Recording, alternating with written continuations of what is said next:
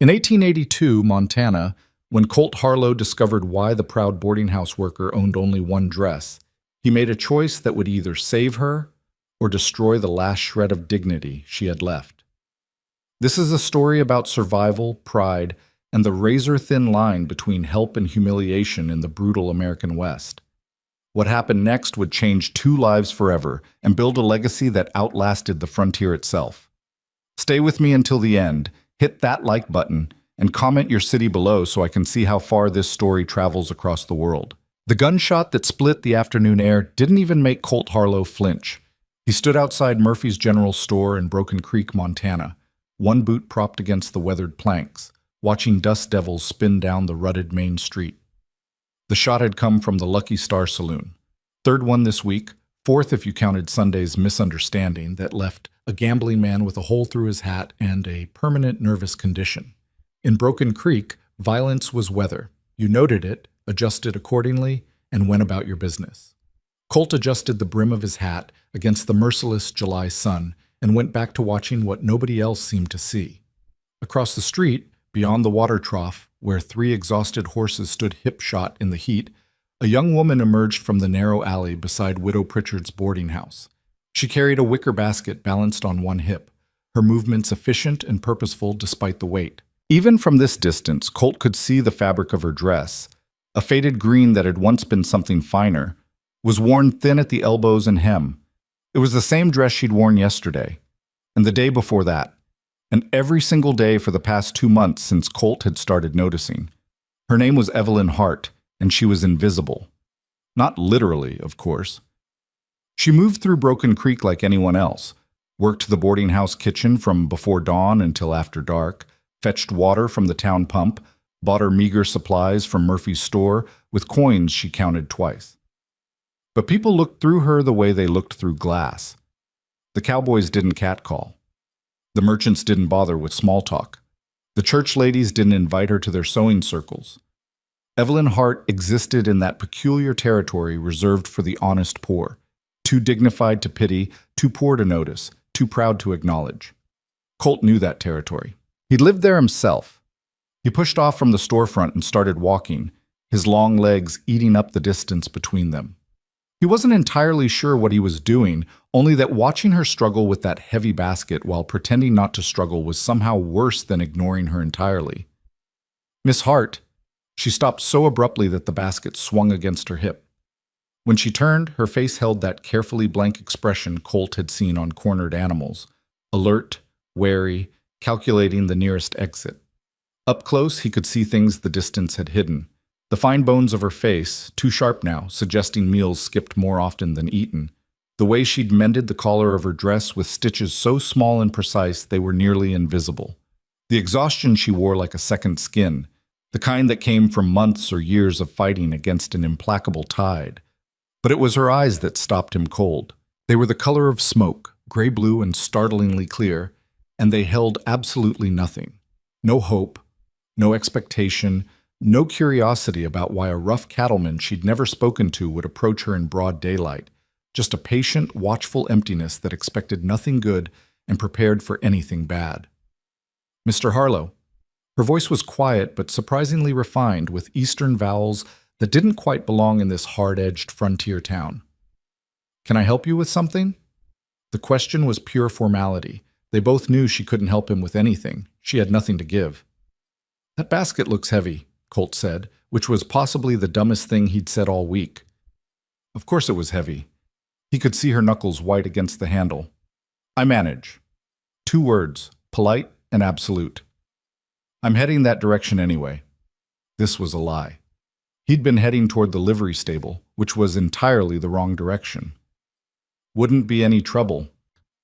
For just a moment, something flickered in those smoke-colored eyes. Not gratitude, something harder and more complicated. She knew exactly what he was doing, and she knew exactly what it would cost her to accept. In Broken Creek, Montana, in the summer of 1882, there were 2 kinds of women. Decent women who lived in houses with white picket fences and belonged to the church auxiliary, and the other kind who worked the saloons and cribs down by the railroad tracks. Evelyn Hart occupied a third category that didn't officially exist, a woman alone Without family or protection or prospects, surviving on her labor and trying desperately not to slip from the first category into the second. Accepting help from a man in the street, even something as simple as carrying a basket, was a crack in the wall, and walls, once cracked, had a tendency to crumble. "Thank you, Mr. Harlow." Her words were correct, her tone was proper, but her eyes said, "I see exactly what you're doing, and I don't trust it." She handed him the basket. It was heavier than it looked, at least 30 pounds of potatoes, flour, and tinned goods. She'd been carrying this weight for 6 blocks in the blistering heat without letting it show. Colt felt something uncomfortable shift in his chest. They walked in silence, their boots kicking up small clouds of dust with each step. The town moved around them with its usual chaotic energy. A freight wagon rattled past. The blacksmith's hammer rang against his anvil. Somewhere a dog barked with persistent enthusiasm at absolutely nothing. Normal life, indifferent to the small drama of a man carrying a woman's groceries home. "You work for Widow Pritchard," Colt said, because the silence was starting to feel heavier than the basket. "Yes." "Hard woman to work for, I hear." "She's fair enough." Evelyn's tone suggested the topic was closed. Colt tried another angle.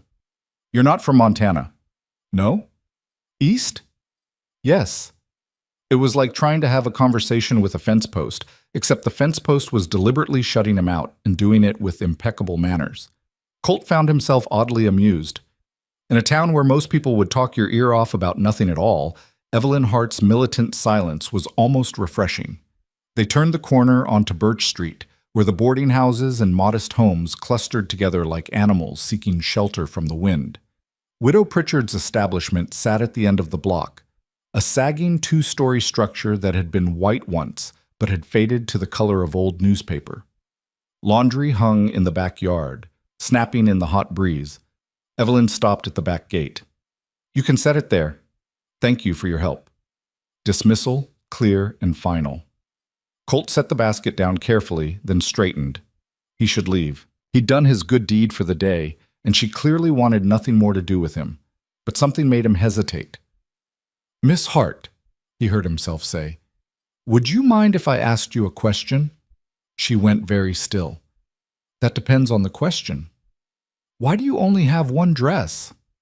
The words hung in the air between them like a gunshot. He'd meant it kindly, or at least he'd meant it as something other than cruel. But watching her face drain of color, seeing her take one small, involuntary step backward, Colt realized with sinking horror that he'd just touched something raw and bleeding. Evelyn's voice came out rough, and she stopped, swallowed, tried again. "That's none of your concern. I didn't mean, thank you for carrying my basket, Mr. Harlow. Good day." She snatched up the basket, 30 pounds of supplies that she shouldn't be able to lift easily but somehow did, and disappeared through the back gate so fast she was almost running. Colt stood there in the dust, feeling like he'd just kicked a dog that was already down. Somewhere in the distance, another gunshot rang out, Broken Creek going about its business, casual and violent and indifferent. But Colt couldn't shake the look on Evelyn Hart's face, that flash of pure, unguarded pain before she'd locked everything down again. He'd seen that look before. In the mirror, back when he'd been sleeping in livery stables and working cattle drives for pennies because it was that or starve. He knew what it meant to have nothing. He knew what it meant to wear that nothing like armor, to refuse charity because charity acknowledged the terrible truth you were trying desperately to hide. And he'd just ripped that armor right off her back. "Smooth, Harlow," he muttered to himself. "Real smooth." The thing about Broken Creek that nobody talked about but everyone knew was this. It sorted people. The strong survived. The weak got ground under. And the unlucky ended up in places that were better than dying but not by much. Colt Harlow had arrived in Montana Territory 5 years ago with $17, a decent horse, and a burning determination never to be poor again. He'd grown up in Kansas, if you could call it growing up, watching his father drink away 3 different farms and his mother's hope along with them. By the time Colt turned 15, he'd learned that the only person you could count on was yourself. And even that was questionable. So he'd left. Worked cattle drives, hired out his ranch hand, saved every penny he didn't absolutely have to spend. He slept rough, ate less, and kept his eyes fixed on a single, unwavering goal: land, his own land. Acres that couldn't be drunk away or gambled off or taken from him. At 28 years old, Colt was almost there. He had money saved, not enough yet, but close. He had a reputation as a reliable worker, the kind of man who showed up when he said he would, and did the job right. He had a future that was finally within reach. He did not have time for complications, and Evelyn Hart was definitely a complication. But 3 days after the basket incident, Colt found himself standing outside Murphy's General Store again, watching the boarding house alley, waiting for a woman who'd made it abundantly clear she wanted nothing to do with him. "You got a reason for loitering, or are you just admiring the architecture?" Colt turned to find Sheriff Tom Brennan leaning against the storefront, a knowing smirk on his weathered face. Brennan was one of the few men in Broken Creek that Colt genuinely respected, honest without being naive, tough without being cruel, and possessed of an uncomfortable ability to see straight through bullshit. "Just taking the air," Colt said mildly. "Uh-huh. And the air just happens to be best appreciated while staring at Widow Pritchard's back alley. I like that particular alley. You planning to court that girl?" Colt felt heat rise to his face. "I don't know what you're talking about." "Evelyn Hart." Brennan said it casually, but his eyes were sharp. "You've been watching her for weeks. Either you're interested or you're planning to rob her. And since she's got nothing worth stealing, I'm guessing it's the first one. She seems alone." "She is alone. Been working for the widow about 3 months now. Came in on the eastbound stage with 1 carpet bag and 40 cents. Nobody knows much about her except she works like a horse and keeps to herself." Brennan paused, his expression sobering. "You got intentions toward that girl, Harlow. You better be serious about them. She's not the kind who can afford to be trifled with." "I wasn't planning to trifle." "Then what were you planning?" Colt didn't have an answer for that. He wasn't entirely sure himself. The sheriff studied him for a long moment, then nodded slowly. "She's a good woman. Quiet, proud, works herself half to death trying to maintain some kind of dignity in a town that doesn't give a damn about dignity, but she's also scared, and you need to understand why." "Why?" "Because she's one mistake away from disaster, and she knows it." Brennan pushed off from the wall. "Women like Evelyn Hart, decent women with no money and no family, they're walking a tightrope every single day. Fall off on one side, you end up married to some bastard who'll work you to death. Fall off on the other side, you end up in Diamond Lil's establishment down by the tracks. There's no safety net, Harlow. So yeah, she's scared, and she should be." The words settled in Colt's gut like lead. "I just wanted to help," he said quietly. "I know, but help can be dangerous too, especially when it comes from a man and she doesn't know what he wants in return. Nothing in this world is free, Harlow. She's learned that lesson hard, I'd wager. You want her to trust you, you're going to have to earn it." Brennan tipped his hat and walked off, leaving Colt alone with his thoughts and the burning Montana sun. Sunday came, dragging its respectability behind it like a train. In Broken Creek, Sunday meant the saloons closed until noon, officially anyway. There was a back room at the Lucky Star that never really closed. Families dressed in their best worn clothing, and everyone who wanted to maintain their standing in the community made an appearance at First Methodist. Colt wasn't much for church. His relationship with the Almighty was complicated at best, downright hostile at worst. But he went anyway because not going marked you as a certain kind of man, and he was trying not to be that kind of man anymore.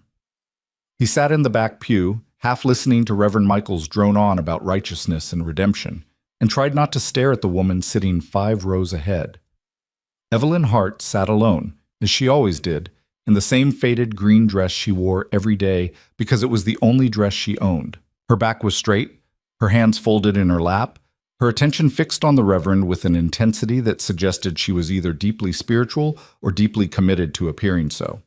Colt suspected the latter. After the service, people spilled out into the sunshine, gathering in small clusters to exchange gossip and make plans for Sunday dinner. Colt watched as Evelyn slipped through the crowd like smoke, heading toward the edge of town where the boarding houses clustered. He followed. Not subtly. Colt had never been particularly good at subtle, but with the kind of determined purpose that suggested he had every right to be walking in this direction, even though they both knew he didn't. "Miss Hart." She stopped, her shoulders tensing almost imperceptibly. When she turned, her face held that same carefully neutral expression from before.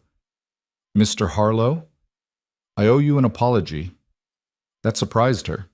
He saw it flicker across her face before she locked it down again. For what? Her voice was cool, polite, utterly uninterested. "For the other day. The question I asked. It was inappropriate, and I'm sorry." Evelyn studied him for a long moment, those smoke-colored eyes searching his face for something, sincerity, mockery, hidden motives. Colt wasn't sure. Whatever she found must have satisfied her at least partially, because some of the rigidity left her posture. "Apology accepted," she said quietly. They stood there in awkward silence, the Sunday morning crowd flowing around them like water around stones. "Would you—" Colt cleared his throat, suddenly feeling like a schoolboy asking his first girl to dance. "Would you like to take a walk? There's a nice path along the creek. It's shaded." He watched her calculate the offer, weighing risks and benefits with the precision of a banker assessing a loan. A walk with a man was courting behavior, and courting had expectations attached to it. But refusing might offend him, and offending a man, any man, could have consequences for a woman in her position. The fact that she had to make this calculation at all made Colt's chest tight with anger, not at her, but at the world that put her in this position. "Just a walk," he added quickly. "No expectations. I give you my word." Something shifted in her expression. "Your word?" "Yes, ma'am." "And what is Colt Harlow's word worth?" It was a fair question, if brutally direct. Colt met her eyes steadily. "I've never broken it yet." Another long moment of assessment. Then, almost imperceptibly, she nodded. "All right, Mr. Harlow. A walk." The path along Willow Creek wound through a stand of cottonwoods that provided blessed relief from the sun. The water ran shallow this time of year, trickling over smooth stones and creating a sound that was almost musical. It was, Colt realized, probably the most peaceful spot in the entire territory. They walked in silence for a while, Evelyn keeping a careful distance between them, her eyes fixed on the path ahead. Colt found himself acutely aware of every sound, the rustle of her dress, the soft scuff of her boots on the dirt, his own breathing, which suddenly seemed too loud. "You're from Kansas," Evelyn said abruptly. Colt glanced at her in surprise. "How'd you know?" "You said ma'am 3 times in 2 minutes, and you have a very slight accent, the way you flatten your vowels on certain words. My father was from Kansas, Topeka." "Was?" Her expression shuddered. "He died 4 years ago." "I'm sorry." "Are you?" Most people say that, but they don't really mean it. They just say it because it's expected. Colt considered this. "You're right. I didn't know your father, so I can't honestly be sorry he's dead. But I am sorry that you lost him, because that clearly still hurts you." Evelyn stopped walking. She turned to look at him fully, and for the first time since he'd met her, something genuine flickered in her expression. Surprise, maybe, or recognition. "That's honest, at least," she said softly. "I try to be." They started walking again, and this time when Evelyn spoke, her voice had lost some of its careful guardedness. "My father was a banker. We had a good life. A house in Philadelphia, nice things, security. My mother died when I was young, so it was just the 2 of us. He made sure I had an education, piano lessons, everything a young woman was supposed to have." She paused, her fingers tracing the worn fabric of her dress. "Then he made some bad investments, very bad. When he died, there were debts, significant debts. Everything had to be sold to pay them." "Everything?" "Everything. The house, the furniture, my mother's jewelry, my father's books. Even the piano." Her voice remained steady, but Colt could hear the weight behind the words. "I was 19 years old with no family, no money, and an education that was completely useless for actually surviving in the world. So I came west. People said there were opportunities out here. They didn't mention that most of those opportunities involved marrying whatever man would have you, or working in establishments that, well..." She didn't finish the sentence. She didn't have to. "How'd you end up in Broken Creek?" "Ran out of money for the stage fare. This is just where I stopped." A bitter smile touched her lips. "Sometimes I wonder if I'd had another $5. Would I have made it somewhere better? Or is every frontier town just a different flavor of the same struggle? Probably the same struggle, Colt said honestly. But some struggles are worth fighting, and some aren't. Evelyn stopped at a large flat rock near the creek's edge and sat down, arranging her skirts with practiced precision. Why are you being kind to me, Mr. Harlow? The question was direct, almost confrontational. Colt lowered himself onto the rock beside her, careful to maintain a respectful distance. Why does there have to be a reason? Because there's always a reason. Men don't do things for free, especially not for women like me. Women like you? Poor, alone, vulnerable. She said the words without self-pity, just cold assessment. I'm not stupid, Mr. Harlow. I know what I look like to men in this town. I'm either a charity case or an opportunity, and I don't like being either one. Colt was quiet for a moment, watching the creek flow past. My father was a drunk, he said finally. Mean drunk, too. Beat my mother until she couldn't stand anymore, then beat me when I tried to stop him. Drank away every farm we ever had, every chance we ever got. By the time I was old enough to leave, I hated him so much I could taste it. He could feel Evelyn's eyes on him, but he kept staring at the water. I swore I'd never be like him, never be weak, never be poor, never be at someone else's mercy. So I worked, saved every penny, slept in barns, went hungry more times than I can count. All of it pointed toward one thing, getting my own land, being my own man, never having to depend on anyone or have anyone depend on me. That sounds lonely, Evelyn said quietly. It is, but it's safe. Colt turned to look at her. You asked why I'm being kind to you. Honest answer? I don't know. Maybe because you remind me of myself 5 years ago, proud, scared, fighting like hell to maintain some dignity in a world that wants to strip it away. Maybe because I know what it's like to be invisible. Or maybe... He hesitated, then pushed forward. Maybe because kindness doesn't need a reason to exist. Evelyn was quiet for a long time. When she finally spoke, her voice was barely above a whisper. I have 3 dresses, Mr. Harlow. Not 1. 3. Colt's breath caught. One I wear every day because it's the most practical. One is too fine for daily work. It was my mother's, and I can't bear to wear it out with hard labor. And one is... She swallowed hard. One is torn beyond repair. I keep trying to fix it, but the fabric is so worn that every time I mend one spot, another rips. I wash the green dress every night and wear it every morning because the alternative is admitting that I'm one torn seam away from having nothing decent left. Her voice cracked on the last word. The church ladies look at me and think I'm lazy or too poor to care about my appearance. The men think I'm loose or desperate. The truth is, I'm just trying to hold on to the last shreds of respectability I have. Because once those are gone, I don't know what happens next. And that terrifies me more than anything else in this world. Colt's hand moved before he could think about it, reaching out to cover hers where it rested on the rock between them. She flinched but didn't pull away. You're not going to lose your respectability, he said firmly, and you're not alone anymore. Not if you don't want to be.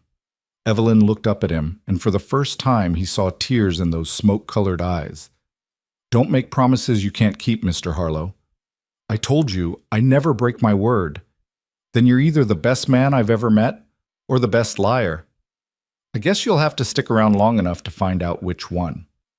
And there, on a rock beside Willow Creek, on a Sunday afternoon in the hard summer of 1882, Evelyn Hart did something Colt Harlow had never seen her do before. She smiled. It was small, tentative, like something that had forgotten how to exist and was just now remembering. But it was real, and it transformed her entire face. I suppose I will, she said softly.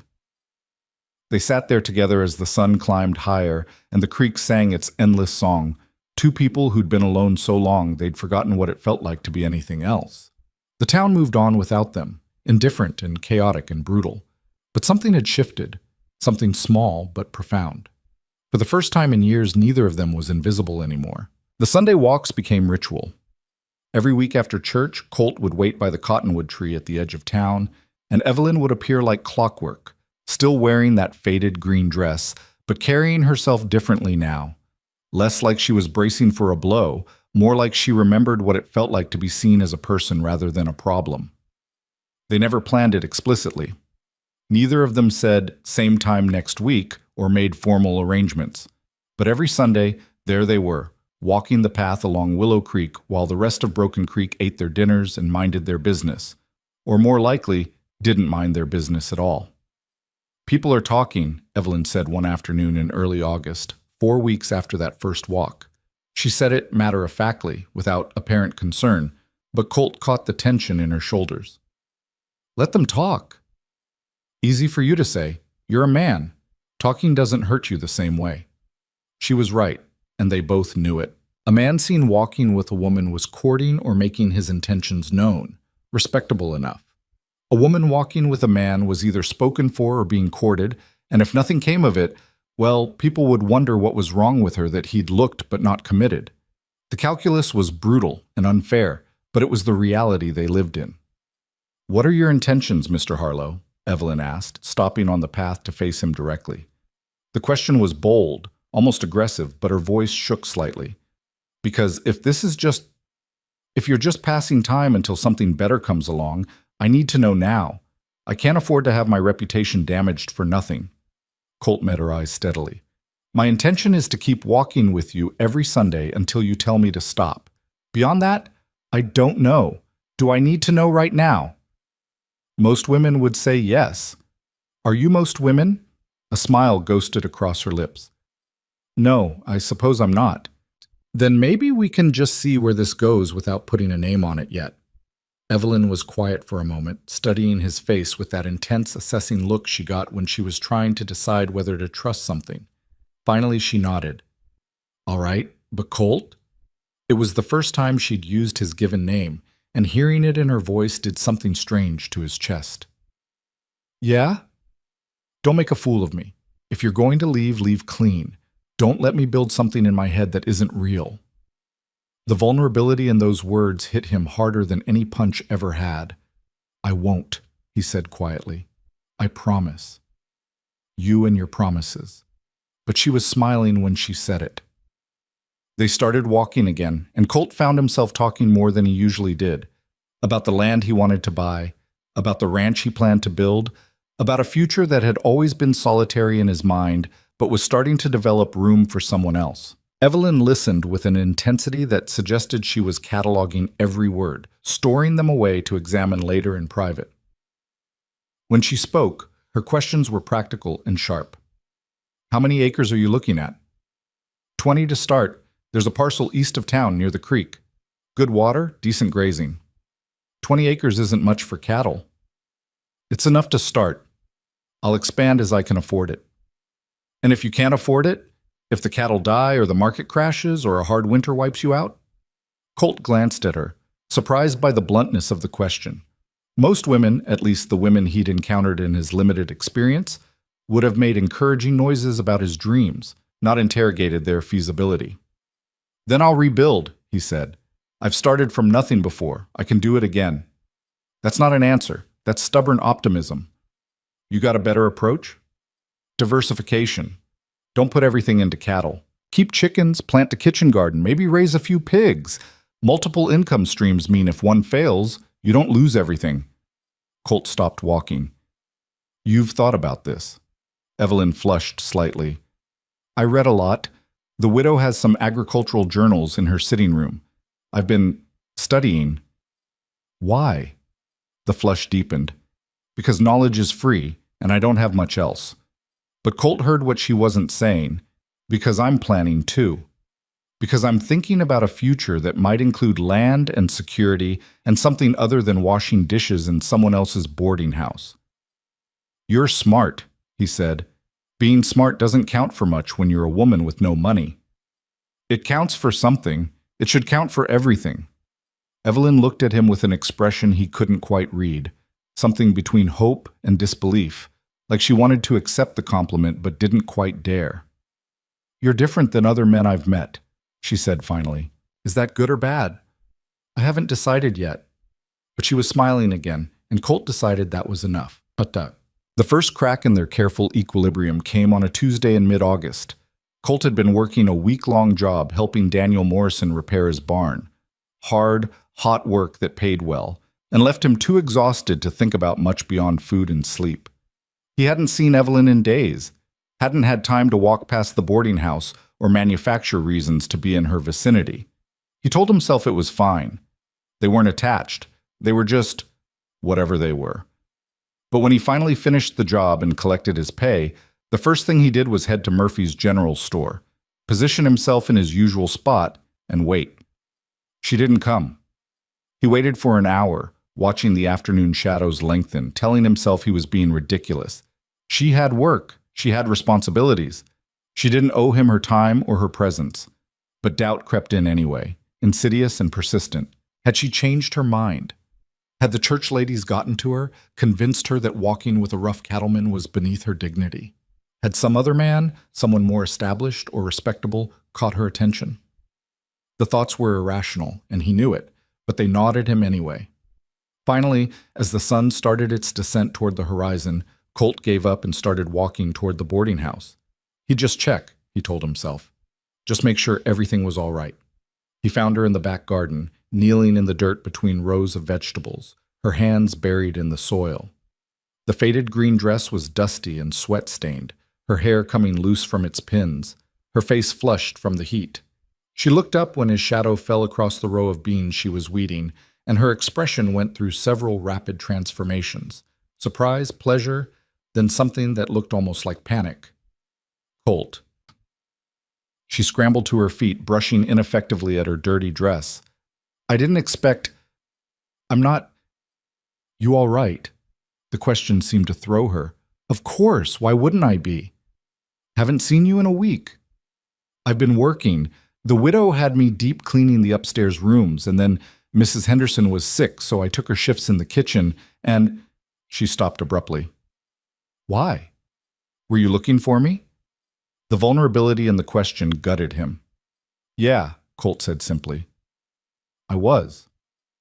Something shifted in her expression, relief maybe, or vindication. She glanced back at the house, then at the garden, clearly calculating something.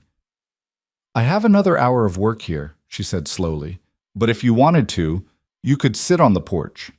There's shade. I could bring you some water. It wasn't an invitation to help.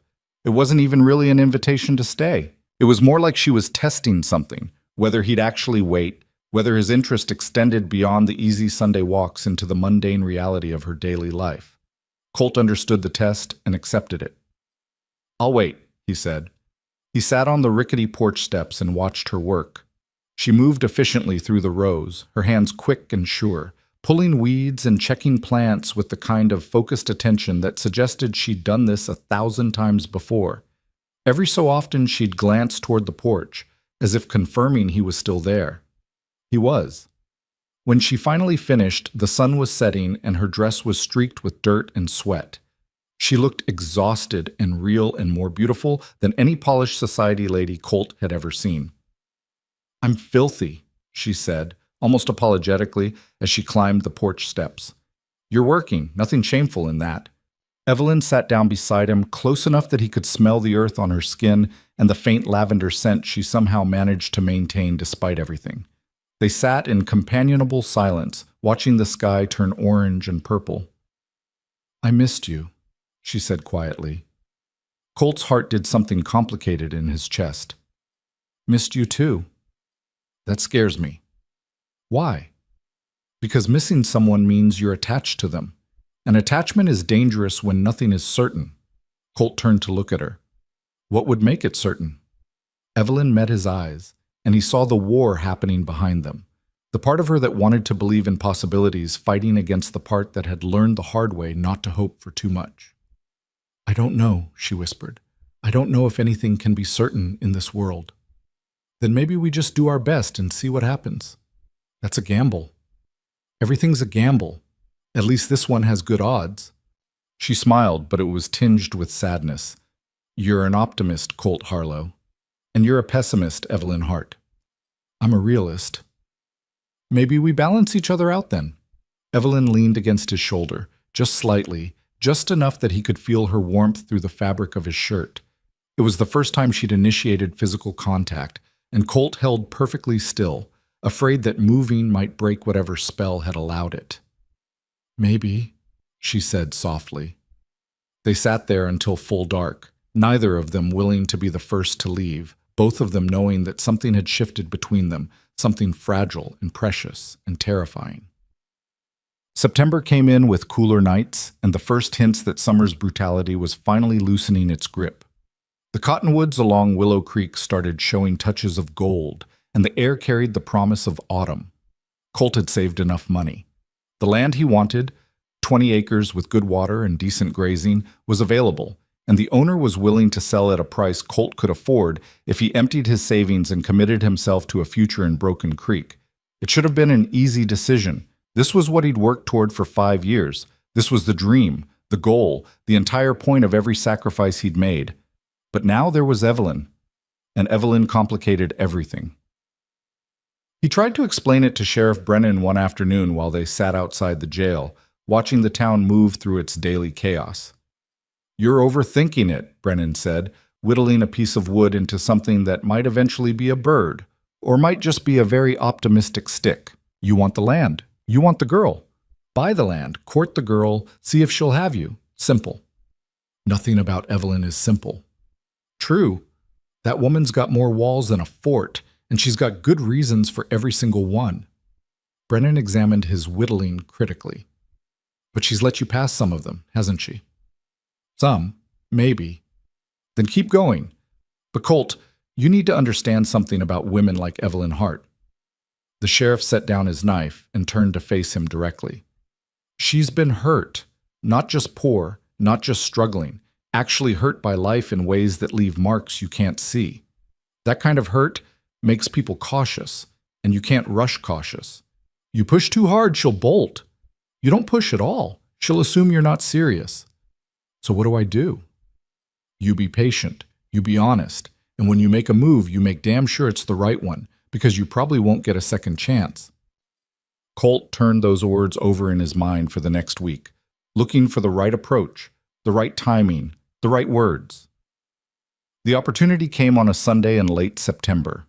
They were walking their usual path, the cottonwoods now fully gold and dropping leaves into the creek like scattered coins. Evelyn had been quieter than usual, her responses to his conversation attempts distracted and brief. Finally, Colt stopped walking. "What's wrong?" "Nothing." "Evelyn." She turned to face him, and he saw something in her expression that made his stomach drop, a kind of resigned defeat that he'd seen once before, when he'd asked her about the dress. "The widow is selling the boarding house," she said flatly. "New owner takes possession in 6 weeks. He's bringing his own staff." Colt felt the bottom drop out of his world. "What are you going to do?" "I don't know." Her voice was steady, but he could see her hands shaking. "Look for other work, I suppose. Mrs. Henderson mentioned that the hotel might need kitchen help, or maybe the mercantile, or—" She trailed off, and they both knew what came after "or." The saloons, the cribs, the places where desperate women went when all other options ran out. "Marry me." The words came out before Colt had fully formed the thought, raw and unplanned and completely sincere. Evelyn went absolutely still. "What?" "Marry me. I'm buying land, 20 acres with water and timber. I'll build us a house. You won't have to work for anyone else. You won't have to worry about where you'll go or what you'll do. You'll be safe." For a long moment, Evelyn just stared at him. Then, without warning, her face crumpled and she started crying. Not delicate tears, but great heaving sobs that shook her entire body. Colt stood frozen, horrified. This was not the reaction he'd expected or hoped for. "I'm sorry," he started, reaching for her. "I didn't mean to—" "Don't." She stepped back, holding up a hand to ward him off. "Don't touch me right now. Evelyn, you want to save me." Her voice was thick with tears and something harder, anger maybe, or betrayal. "That's what this is. You see poor, desperate Evelyn, who's about to lose her position, and you think I'll rescue her. I'll be the hero who saves the damsel in distress. That's not, isn't it?" She swiped at her eyes angrily.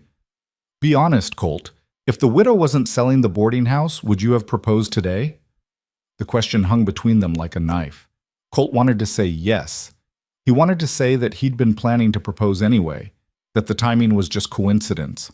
But Evelyn had asked for honesty, and she deserved it. I don't know, he admitted. Maybe not today, but soon. I was working up to it. Working up to it? She laughed bitterly. That's perfect. You were working up to proposing to me like it's a job that needs doing, and then my crisis comes along and provides the perfect excuse to accelerate your timeline.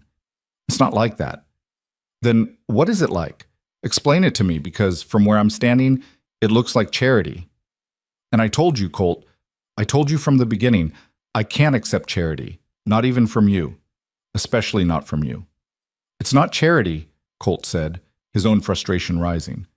I care about you. You feel sorry for me. There's a difference. No, Do you love me? The question came out sharp and challenging. Because marriage is supposed to be about love, isn't it? So do you love me, Colt Harlow?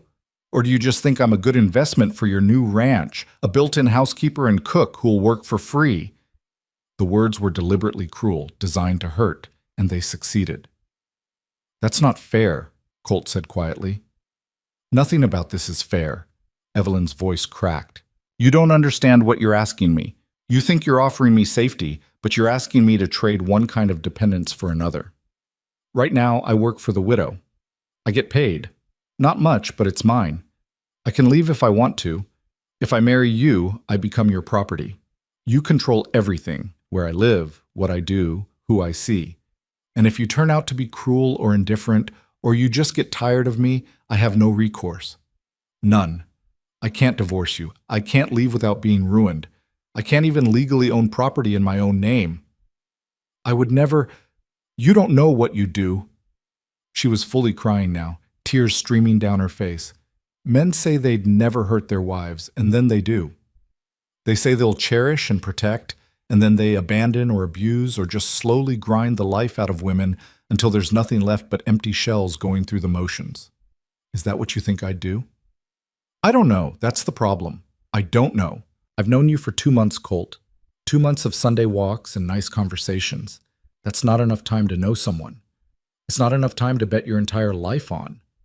Then what would be enough time? 6 months? A year? 5 years? Colt heard his voice rising and tried to control it. Because you're right. Nothing is certain. I could court you for 5 years and still turn out to be someone other than who you thought I was. Or you could be someone other than I think. That's the risk of being human. We can't know everything. Then why are you asking me to gamble everything on you when you're not risking anything close to the same? The question stopped him cold. What do you mean? Evelyn wiped her eyes, her expression hardening into something that looked like resignation. If this marriage doesn't work out, you lose a wife. Maybe you're disappointed. Maybe you're inconvenienced. But you still have your land. You still have your freedom. You can move on. But if it doesn't work out for me, I lose everything.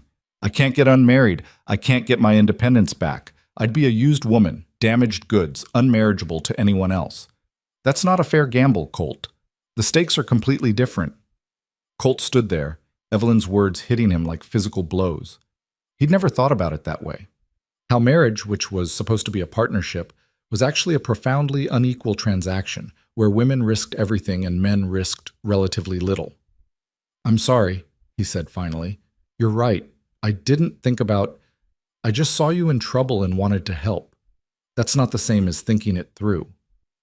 Evelyn nodded slowly, some of the fight draining out of her. I know you meant well, but meaning well isn't enough. It's never enough.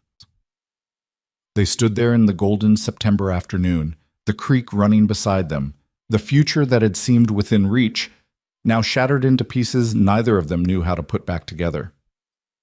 So what do we do? Colt asked quietly. Evelyn looked at him with eyes that held a lifetime of weariness. I don't know. I need time to think. I need... She trailed off, then shook her head. I just need time. All right. And Colt? Don't wait for me. If you meet someone else, someone who isn't so complicated and broken and terrified of everything, don't pass that up on my account. There isn't anyone else. There could be. I don't want anyone else. Evelyn smiled sadly. You say that now. She turned and walked away, leaving Colt standing alone beside the creek, watching her faded green dress disappear through the cottonwoods like smoke. And for the first time since coming to Montana, Colt Harlow had no idea what to do next. The days after their argument crawled by like wounded animals. Colt bought the land anyway. 20 acres of creek bottom and timber purchased with every penny he'd saved over 5 years of backbreaking work. The deed sat in his saddlebag like an accusation, proof that he was moving forward with his plans while the woman he'd asked to share them wouldn't even look at him. He saw her once, from a distance, carrying water from the town pump. She didn't see him, or pretended not to, and Colt let her go without calling out. Evelyn had asked for time, and he was trying to give it to her, even though every instinct he had screamed to fix this, to make it right, to find some way to prove he wasn't the threat she thought he was. Sheriff Brennan found him 3 days later, sitting outside the saloon with a half-empty bottle that he wasn't really drinking from, just holding like a prop. "Heard you bought the Morrison Creek parcel," Brennan said, settling onto the bench beside him. "Yeah. Also heard you proposed to Evelyn Hart and she turned you down." Colt shot him a look. "This town can't keep anything quiet, can it? Not when the boarding house cook tells her sister, who tells the mercantile owner's wife, who tells everyone who'll listen." Brennan studied him with those sharp eyes that saw too much. "You doing all right?" "Fine." "That's a lie, but I'll let it stand." The sheriff was quiet for a moment. "She didn't say no, you know. She didn't say yes either. She said she needed time. That's not the same as a rejection." Colt took a drink he didn't want. "She said marriage would make her my property, that I'd control everything and she'd have no recourse if I turned out to be a bastard." Hard to come back from that kind of assessment. She's not wrong, though. Legally speaking, that's exactly what happens. "I know that, but you wouldn't control her. You wouldn't hurt her. You wouldn't grind the life out of her until she's just a shell." "I know that, Colt." "You know that. But she doesn't know that. Not for certain. And the whole structure of society tells her she should be terrified of making a mistake." Colt set the bottle down harder than he meant to. "So what do I do? How do I prove I'm not going to be that kind of husband when the entire legal system is designed to give me all the power?" Brennan was quiet for a long time. When he finally spoke, his voice was thoughtful. "You know what the problem is? You asked her to marry you when she was vulnerable, when she was scared about losing her position, so now she can't separate your proposal from her crisis, and she's wondering if you'd have wanted her at all if she wasn't desperate." "I would have. I was planning to propose anyway. But you didn't. You waited until she was in trouble, and then you offered marriage like a solution to a problem instead of a natural expression of how you feel about her." The words settled in Colt's chest like stones. "I didn't mean it that way." "I know, but it's how it looked, and looking matters almost as much as meaning." Brennan stood, stretching his back. "You want my advice? Stop trying to save her. She doesn't need saving. She needs partnership. Show her you see her as an equal, not a charity case. And for the love of all that's holy, tell the woman you love her if you do, because she asked you point blank and you dodged the question." "I didn't dodge. You talked about caring, about investment, about risk. You gave her everything except the one thing she actually asked for." The sheriff tipped his hat. "Think about it, Harlow." He walked away, leaving Colt alone with his thoughts and his half-empty bottle and the uncomfortable realization that Brennan was absolutely right. Evelyn had asked if he loved her, and he talked around it like a coward. The truth was, he did love her. He'd probably loved her since that first Sunday walk when she'd smiled at him like she was remembering what hope felt like. But saying it out loud made it real, and making it real meant being vulnerable. And Colt Harlow had spent his entire adult life avoiding vulnerability like it was poison. Because vulnerability meant someone could hurt you, and he'd been hurt enough for one lifetime. But sitting there on that bench, watching the sun set over his new land, Colt realized something important. Evelyn was vulnerable every single day of her life. She couldn't afford not to be. And she was still brave enough to keep trying, to keep hoping, to let him past her walls even when everything in her experience told her not to. The least he could do was match that courage. He stood up, left the bottle on the bench, and started walking toward the boarding house with purpose for the first time in days. But when he got there, the widow Pritchard met him at the door with an expression that made his stomach drop. "She's not here. Where is she?" Gone to stay with Mrs. Henderson for a few days. Said she needed some distance to think. The widow's eyes were shrewd. You hurt that girl, Mr. Harlow? Not intentionally. Intention doesn't always matter. What matters is whether you're going to fix it. I'm trying to. Then try harder. She started to close the door, then paused. For what it's worth, Evelyn talks about you. Not much, that girl keeps her thoughts close. But enough that I know you matter to her. She's scared, Mr. Harlow. Not of you specifically, but of what you represent. Can't say I blame her. The door closed, leaving Colt standing in the gathering darkness with more questions than answers. 3 days later, Colt found himself sitting across from Martha Henderson in her small parlor, accepting tea he didn't want and trying to figure out how to ask if he could see the woman staying with her without sounding like a stalker. Mrs. Henderson solved the problem for him. She's in the back garden, the older woman said, setting down her teacup with a decisive click. Been out there for an hour, staring at my tomato plants like they hold the secrets of the universe. You want to talk to her? Go ahead. But Mr. Harlow, if you upset her any more than she already is, I'll take a skillet to your head. Are we clear? Yes, ma'am. He found Evelyn exactly where Mrs. Henderson said she'd be, sitting on a wooden bench surrounded by rows of late-season vegetables. She looked up when she heard his footsteps, and something complicated crossed her face. Not quite pleasure, not quite dismay, something caught between the two. Colt. Can I sit? She hesitated, then nodded. Colt lowered himself onto the bench, leaving space between them, acutely aware of every inch of distance. For a long moment, neither of them spoke. I'm sorry, Colt said finally.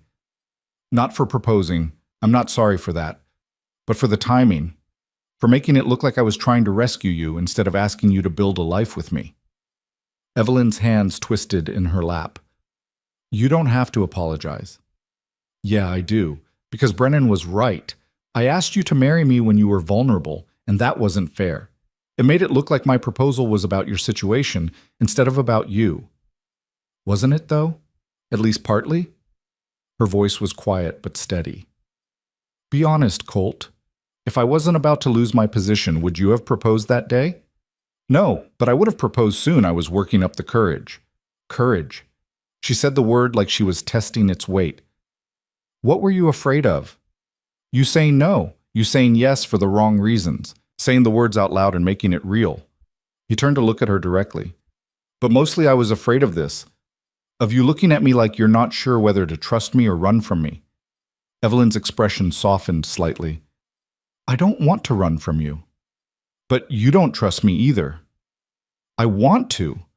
The admission seemed to cost her something. I want to trust that you're different, that you mean what you say, that you won't turn into someone else once you have legal control over my life. But Colt, wanting to trust someone and actually trusting them are two different things. What would it take? For you to trust me? She was quiet for a long time, staring at the tomato plants like they might have answers. When she finally spoke, her voice was barely above a whisper.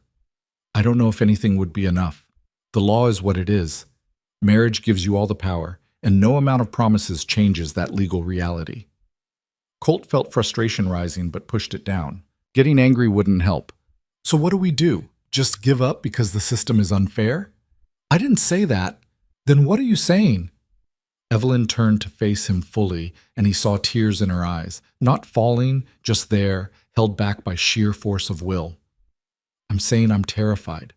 I'm saying that I've never wanted anything as much as I want to say yes to you, and that scares me more than anything else in this world. Because wanting something that much means it can be taken away, and I don't know if I could survive losing another thing I love. The word hung in the air between them, love, dropped casually into the middle of her confession like it didn't change everything. You love me? Colt's voice came out rough. Evelyn wiped at her eyes impatiently. Of course I love you. Why else would I be this scared? If I didn't love you, your proposal would have been easy to refuse. But I do love you, and that makes everything infinitely more complicated. Colt reached out slowly, giving her time to pull away, and took her hand. She let him, her fingers cold despite the mild afternoon. I love you too, he said. I should have said it before. Should have said it when you asked. But I was scared too. Scared of being vulnerable, scared of admitting I needed someone when I'd spent so long convincing myself I didn't need anyone. We're quite a pair, Evelyn said with a watery laugh. Two terrified people trying to figure out how to build something when we're both convinced it's going to fall apart. Maybe that's not the worst foundation. At least we're honest about it. Honest about our fear. That's romantic. But she was smiling slightly, and her fingers tightened around his. They sat there in Mrs. Henderson's garden, holding hands like school children, while the afternoon sun slanted through the trees and painted everything gold. I can't make the legal system fair, Colt said finally. I can't change the fact that marriage gives me rights you don't get. But I can promise you this, I will never use those rights. Whatever we build together. Equal partners. Your voice matters as much as mine. That's a nice promise, but how do I know you'll keep it? You don't. Not for certain. But Evelyn, you already know I keep my promises. You've seen it. Every time I said I'd be somewhere, I was there. Every time I gave you my word, I kept it. That has to count for something. It does. She took a shaky breath. But there's something else. Something I haven't told you. Colt waited, his heart hammering. After my father died, there was a man, a business associate of my father's. He said he wanted to help me, to make sure I was taken care of. He was older, established, seemed kind. Her voice had gone flat, emotionless. He proposed marriage, said it would solve all my problems. I'd have security, a home, respectability, everything I'd lost. Colt's chest tightened. He already knew he was going to hate this story. I said yes. I was 19 and terrified and thought it was my only option. We were engaged for 3 weeks. She paused, her breathing uneven. And then he started making suggestions about my clothes, my friends, how I should speak and behave, little corrections that seemed reasonable at first. But they kept coming, kept getting more controlling until I realized he didn't want a wife. He wanted something he could shape and control and keep in a box. What happened? I broke the engagement. He was furious, told everyone I was unstable, that I'd led him on and then abandoned him without cause. Ruined what was left of my reputation in Philadelphia. That's why I came west, because there was nothing left for me there. Colt felt rage building in his chest, not at Evelyn, but at the bastard who'd tried to break her, at the society that had blamed her for escaping, at every system that put women in positions where they had to choose between security and autonomy. I'm not him, he said quietly. I know you're not. In my head, I know that. But sometimes my head and my heart don't agree. And the scared part of me that remembers what it felt like to be trapped keeps screaming that I'm making the same mistake again. So help me understand. What would make it different? What would make you feel safe? Evelyn pulled her hand away, stood up, and started pacing between the tomato rows. Colt watched her, this strong, complicated woman who'd survived so much and was still fighting. I need to know I have options, she said finally. I need to know that if something goes wrong, I'm not completely helpless. Like what? She stopped pacing and faced him. Money of my own. Not an allowance you give me, but actual money that I earn and control. Work that's mine. Something that means I'm not completely dependent on you for everything. An idea was forming in Colt's mind, still rough and unfinished, but gaining shape. What if you had a business? He said slowly. Evelyn blinked. What? You're good with a needle. I've seen your mending. Those stitches are near invisible. And Mrs. Henderson mentioned you made her a dress last month that turned out so well she got compliments from women who normally wouldn't give her the time of day. I made one dress. That doesn't mean, what if you made more? What if you set up as a seamstress? Women are always needing dresses, alterations, mending. There's only old Mrs. Cooper doing sewing work in town, and her eyesight's going. There's room for someone else. With what money? I can't afford fabric and thread, and I'll stake you. Call it an investment in a business partner. Evelyn stared at him. You're serious. Completely. You do the work, you keep the profits. Build up your own savings, have your own money that I can't touch. He stood up, warming to the idea. And if you want to make it really official, we can draw up a contract. I'll have a lawyer write it up. Anything you earn from your sewing is yours, held separately, not part of the marital property. That's not legally binding. Once we're married, anything I have becomes yours automatically. Maybe, but having it written down is better than not having it written down. And Evelyn, I'm asking you to trust me, but I'm also giving you tools to protect yourself if that trust turns out to be misplaced. That's the best I can do. She was looking at him with an expression he couldn't quite read. Surprise, maybe, or the beginning of hope. Why would you do this? Because I love you. Because I want you to feel safe. And because a partnership where one person holds all the power and the other person has none isn't actually a partnership. It's just ownership with nice words attached. Evelyn sank back down onto the bench, her hands shaking. Nobody's ever offered me anything like this before. Then everyone else was an idiot. She laughed. A real laugh this time. Not bitter or sad, just genuinely amused. You're very sure of yourself, Colt Harlow. Not really. I'm terrified I'm going to mess this up somehow, but I'm trying my best, and that's got to count for something.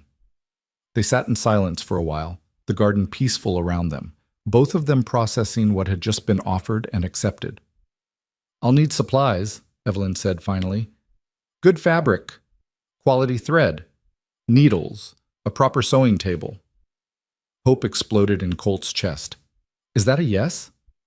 It's a maybe leaning toward yes, but Colt, I need you to understand, this doesn't fix everything.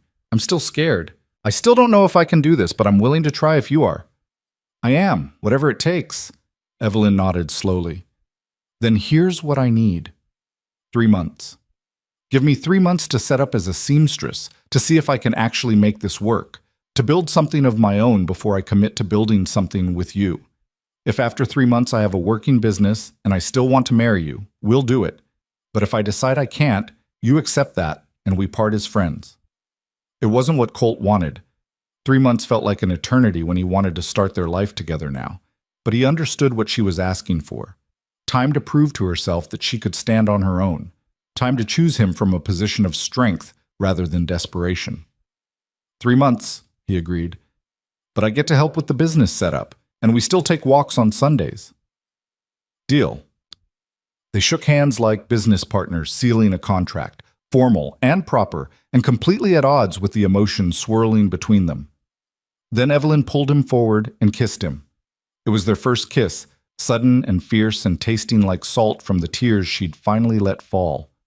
Colt froze for half a heartbeat, then kissed her back, his hands coming up to cup her face, feeling her warmth and her tears and the fragile trust she was offering. When they broke apart, both breathless, Evelyn was smiling through her tears. That was probably inappropriate, she said. Probably. Want to be inappropriate again? She laughed and kissed him once more, softer this time, like a promise. The next morning, Colt walked into Murphy's General Store with a list Evelyn had written in her precise handwriting. 20 yards of good cotton in various colors, thread in every shade, needles in 3 different sizes, a measuring tape, pins, scissors, buttons, lace trim, and a dozen other items that Murphy had to special order from the catalog. This is going to cost you a pretty penny, Murphy said, tallying up the total. Worth every cent. This for Evelyn Hart? Word traveled fast in Broken Creek. Colt didn't bother denying it. She's setting up as a seamstress. Murphy's eyebrows rose. Is she now? Well, my wife was just saying we need someone who can do proper alterations. Mrs. Cooper's hands shake too much these days. You tell Miss Hart that Mrs. Murphy will be her first customer. I'll tell her. Word spread through town like wildfire. Evelyn Hart was opening for business as a seamstress, and she had Colt Harlow's backing. Within 2 days, she had 5 customers lined up. Within a week, she had 10. Mrs. Henderson cleared out her spare room and let Evelyn set up her workspace there, refusing payment because, as she said, it's nice having young people with ambition around the place, and besides, your cooking's worth more than rent. Colt helped however he could, building her a proper sewing table, installing better lamps for close work, spreading word to every woman he encountered that Broken Creek now had a seamstress worth hiring. And every Sunday, they walked along Willow Creek and talked about everything and nothing. His plans for the ranch, her growing business, books they'd read, dreams they'd half forgotten. 6 weeks into the 3-month trial, Evelyn appeared at Colt's boarding house door on a Tuesday evening, carrying something wrapped in brown paper. I need you to do something for me, she said without preamble. Anything. She thrust the package into his hands. I need you to commission 3 work shirts. Heavy cotton, practical, meant for ranch work. I'll charge you standard rates, $1 per shirt plus materials. Colt unwrapped the package and found fabric. Good, sturdy cotton in deep blue, enough for 3 shirts and then some. He understood immediately what she was doing. This was a test.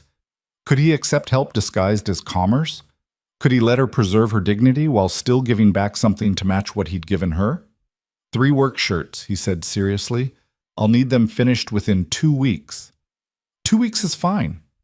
And I'll pay you $1.50 per shirt because that's the going rate for quality work. The going rate is $1. Then I'm overpaying for quality. Take it or leave it. Evelyn smiled, that real smile that transformed her entire face. You're impossible. So I've been told. She finished the shirts in 10 days, and they were the finest work shirts Colt had ever owned, precisely tailored, reinforced at the stress points, with buttons sewn on so securely they'd probably outlast the fabric itself. He paid her $4.50, and she didn't argue. What she did do, 2 days later, was appear at Sunday service in a new dress. It was made from the leftover fabric from the shirts, the same deep blue cotton, but transformed into something elegant and simple and entirely her own. The cut was perfect, the seams invisible, the overall effect both practical and beautiful. And Evelyn wore it like armor, her chin up, her shoulders back, daring anyone to comment. The church ladies noticed. Of course they noticed. Mrs. Patterson whispered to Mrs. Morrison, who whispered to Mrs. Schmidt, and within minutes the entire congregation was aware that Evelyn Hart had a new dress.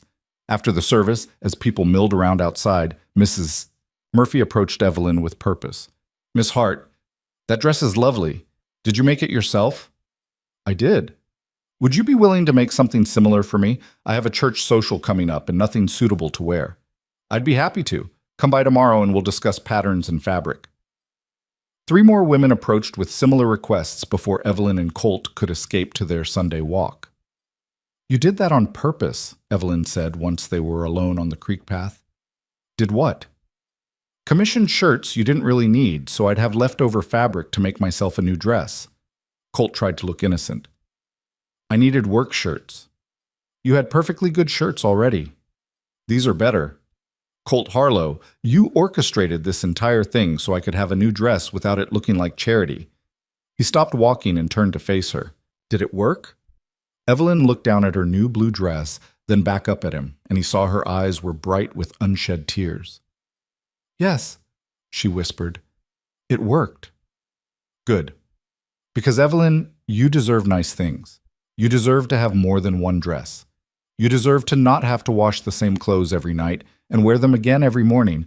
And if finding creative ways to make that happen without making you feel like a charity case is what it takes, then I'll get very creative. Why? Her voice broke slightly. Why do you care so much? Because I love you. Because you matter. And because watching you struggle when I have the means to help and you won't let me is torture. She kissed him right there on the path, in broad daylight where anyone could see, and Colt didn't care who might be watching. When they broke apart, Evelyn was smiling through tears. I'm going to say yes, she said. To what? To marrying you. Not today and not tomorrow, but when the 3 months are up, I'm going to say yes. Colt felt like the sun had suddenly gotten brighter. You're sure? I'm terrified, but yes, I'm sure. She took his hand. You respected my boundaries. You gave me space to build something of my own. You found ways to help without humiliating me, and you kept every single promise you made. That means something, Colt. That means everything. I'll keep every promise I make for the rest of our lives. I know. That's why I'm saying yes. They stood there on the path beside Willow Creek, holding hands and grinning at each other like fools, while the autumn sun painted everything gold and the future spread out before them like land waiting to be claimed. We should probably tell people, Evelyn said eventually. Probably. But maybe let's keep it to ourselves for a little while longer. Just you and me and this moment before the rest of the world gets involved. I'd like that. They walked the rest of the path in comfortable silence, not needing words, just the presence of each other and the certainty that what they were building together was strong enough to last. The 3-month mark came on a cold November morning when the first snow of the season dusted the mountains and the creek ran ice clear and sharp. Evelyn's seamstress business was thriving. She had more work than she could handle and a waiting list of customers. Her savings box held $43, money she'd earned herself, money that was hers. Colt met her at the church after Sunday service, and they walked to their spot by the creek, their breath steaming in the cold air. 3 months, he said. 3 months, she echoed. You still want to do this? Evelyn reached into her pocket and pulled out a small box. Inside was a ring, nothing fancy, just a simple gold band, but it was perfect. I bought this with my own money, she said, money I earned. Because I wanted you to know that when I say yes, it's not because I need you to save me. It's because I choose you. As an equal. As a partner. Colt took the ring with hands that shook slightly. Evelyn Hart, will you marry me? Yes, Colt Harlow. I will. He slipped the ring onto her finger, and she kissed him there in the cold November morning, and everything that had been broken between them was finally whole. They married on a Saturday in December, in the small church where they'd spent so many Sunday mornings carefully not looking at each other. The ceremony was simple. Sheriff Brennan stood as witness, Mrs. Henderson cried through the entire proceeding, and half of Broken Creek showed up despite the bitter cold because everyone loved a wedding, especially one that had taken this long to happen. Evelyn wore a dress she'd made herself from cream-colored wool, elegant and warm and entirely practical for a Montana winter. Colt wore his best suit, brushed clean and pressed, with one of the blue work shirts she'd made him underneath, because he wanted to carry something of hers close to his heart. When Reverend Michaels pronounced them husband and wife, Colt kissed her in front of the entire congregation, and Evelyn kissed him back without a trace of hesitation. They walked out of that church into the frozen afternoon as Mr. and Mrs. Harlow, and the weight of those titles felt both terrifying and right. The cabin Colt had been building on his 20 acres wasn't finished, wouldn't be finished for another 2 months at least. So they spent their first week of marriage in a room at the boarding house while Colt worked from dawn to dusk on their future home, and Evelyn continued taking sewing commissions that were piling up faster than she could complete them. It was strange being married. Stranger still to wake up next to someone every morning, to share space and meals and the small intimacies that came with being bound to another person. They stumbled through it awkwardly at first, too polite, too careful, both of them still testing the boundaries of what this new arrangement meant. The first real fight came on their 4th day of marriage. Colt had come back to their room after a long day of raising cabin walls to find Evelyn hunched over her sewing by lamplight, her eyes red-rimmed and exhausted, working on what looked like her 10th alteration of the day. You need to rest, he said, setting down his tools. I need to finish Mrs. Patterson's dress. I promised it by tomorrow. Mrs. Patterson can wait an extra day. No, she can't. She needs it for her daughter's engagement party. Evelyn didn't look up from her stitching. I gave my word. You're going to make yourself sick working like this. I'm fine. Evelyn, I said I'm fine. Her voice had taken on an edge. I have commitments. I can't just ignore them because I'm tired. Colt felt frustration building. I'm not asking you to ignore them. I'm asking you to take care of yourself. And I'm asking you to let me manage my own business. She set down the dress and turned to face him, her expression hard. This is exactly what I was afraid of. We've been married 4 days and you're already trying to tell me what to do. The accusation stung. That's not what I'm doing, isn't it? You're telling me to rest when I need to work. You're questioning my judgment about my own commitments. That sounds a lot like control to me. I'm worried about you. There's a difference. Is there? Because from where I'm sitting, it feels like you think you know better than I do about how I should run my life. They stared at each other across the small room, both breathing hard, the air thick with tension. Colt forced himself to take a breath, to think before he spoke. You're right. I'm sorry. Your business is yours to manage. I shouldn't have pushed. Some of the rigidity left Evelyn's posture. I appreciate your concern. Truly. But Colt, I need you to trust that I know my own limits. I do trust you. He ran a hand through his hair, struggling for words. I just care about you, and watching you work yourself to exhaustion is hard. I know, but this is important to me. Building this business, proving I can support myself, it's not just about money. It's about knowing I can survive on my own if I have to. You don't have to. That's the point of being married. For you, maybe. But I need to know I could. Can you understand that? Colt thought about it, really thought about how he'd spent 5 years building toward land ownership because he needed to know he'd never be at anyone's mercy again, about how that drive for security had shaped every decision he'd made. Evelyn was doing the same thing, just with different tools. Yeah, he said quietly. I can understand that. They made up that night, both of them learning that being married meant navigating disagreements without one person capitulating to the other. That partnership required constant negotiation and grace. It was harder than Colt had expected, harder and more rewarding and more complicated than anything he'd done before. By January, the cabin was habitable, not finished, but livable enough that they could move in. It was rough and drafty and still missing half the interior walls Colt had planned, but it was theirs. Their land, their home, their future, taking shape one board at a time. Evelyn stood in the middle of the main room on their first night there, holding a lamp and looking around at the bare walls and unfinished floor. It's perfect, she said. Colt laughed. It's a disaster. It's ours. That makes it perfect.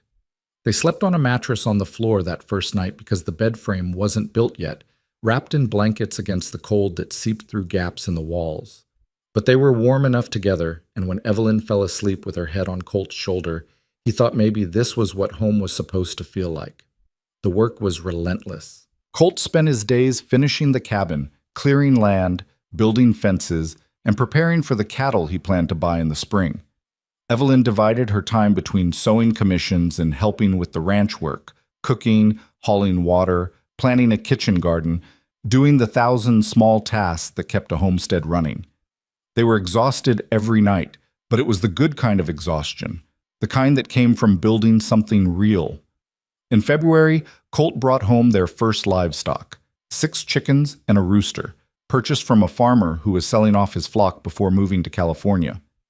They're practical, Colt explained as Evelyn eyed the chickens skeptically. Eggs for us, eventually chicks to sell.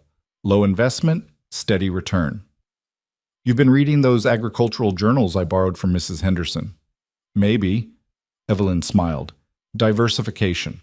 Multiple income streams. I taught you well. Best teacher I ever had. The chickens were just the beginning.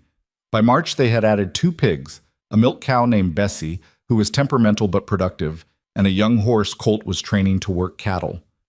The homestead was coming together piece by piece, each addition a small victory, but money was tight, tighter than Colt had anticipated. Building materials, livestock, feed, household necessities. It all added up faster than his savings could cover.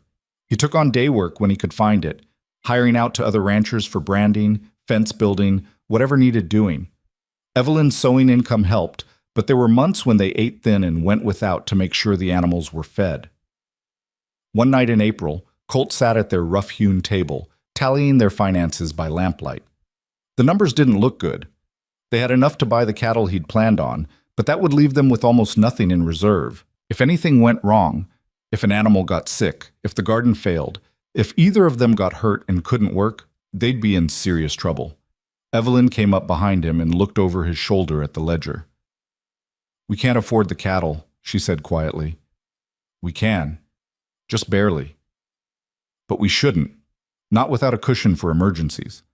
Colt wanted to argue, wanted to push forward with his plans because waiting meant delaying everything he'd worked toward.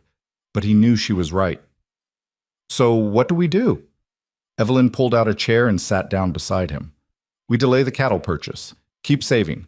Maybe I take on more sewing work. You hire out for a few more jobs. By fall, we should have enough to buy the cattle and still have money in reserve. That puts us a full year behind. Better a year behind than bankrupt and losing everything. She covered his hand with hers. I know this isn't what you wanted, but sustainable is better than fast. Colt looked at their joined hands, at the simple gold ring she wore, at the woman who'd gone from having nothing to building a life alongside him. You're right, he said. We'll wait. We'll build it properly, together. So they waited. Colt took every job he could find, helping with spring branding, building a barn for the Johnsons, breaking horses for the Triple Bar Ranch. Evelyn expanded her sewing business, staying up late to finish extra commissions, building a reputation as the best seamstress in the county. The money came in slowly, but it came. By July, they had a cushion. By September, they could afford the cattle. Colt bought 15 head of mixed cattle from a rancher downsizing his herd. Not premium stock, but healthy animals with room to grow. He drove them home with help from 2 hired hands, and when those cattle walked onto Harlow land for the first time, Colt felt something shift inside him. This was real. This was happening. After 5 years of working toward this moment, he was finally a rancher. Evelyn met him at the fence line, climbing up to sit on the top rail and watch the cattle mill around their new pasture. "How does it feel?" she asked. "Terrifying. What if I can't make this work?" "Then we'll figure something else out. But Colt, you will make it work. I've watched you plan every detail, study every angle, prepare for every contingency. This is going to succeed because you won't let it fail." "We won't let it fail. We won't let it fail," she agreed. They sat on that fence rail as the sun set, watching their cattle graze, and Colt thought about how far they'd both come. From that first Sunday walk when Evelyn could barely look at him without calculating risk, to this moment where they were building something neither of them could have built alone. Winter came hard that year, early snow in October, temperatures that dropped below zero and stayed there for weeks. The cabin that had seemed adequate in summer showed every gap and crack in winter's merciless cold. Colt spent his days caring for livestock, breaking ice on the water trough, hauling feed through snowdrifts that sometimes came up to his chest. Evelyn kept the fire going, cooked meals that stretched their supplies, and continued taking sewing commissions even though her fingers went numb from cold in the drafty cabin. In December, Bessie the cow stopped giving milk. Colt found her in the barn one morning, lying down and breathing hard, her eyes dull with pain. "What's wrong with her?" Evelyn asked, standing in the barn doorway wrapped in every shawl she owned. "Don't know. Could be a dozen things." Colt ran his hands over the cow's side, feeling for abnormalities. "I need to get the veterinarian from town. That's a 2-hour ride in this snow. You'll freeze. If I don't go, we might lose her. And if we lose her, we lose the milk income and any calves she might have given us." Evelyn was quiet for a moment. "Then I'm coming with you." "No, it's too dangerous." "Colt Harlow, we don't have time to argue about this. If you're going, I'm going. Because if something happens to you out there, you'll need someone to get you home." He wanted to argue, wanted to protect her from the dangerous ride through a blizzard, but he also knew that stubborn set to her jaw, knew that she'd made up her mind and nothing would change it. "Fine, but you ride behind me, and if I say we need to turn back, we turn back." Agreed. They made the ride to town through wind that cut like knives and snow that made it impossible to see more than a few feet ahead. Twice Colt was sure they'd taken a wrong turn and gotten lost. But Evelyn's sense of direction was better than his, and she guided them back on course both times. Dr. Mitchell, the veterinarian, took one look at them, half frozen and desperate, and agreed to make the house call despite the weather. He followed them back to the ranch, examined Bessie, and diagnosed a twisted gut that needed immediate treatment.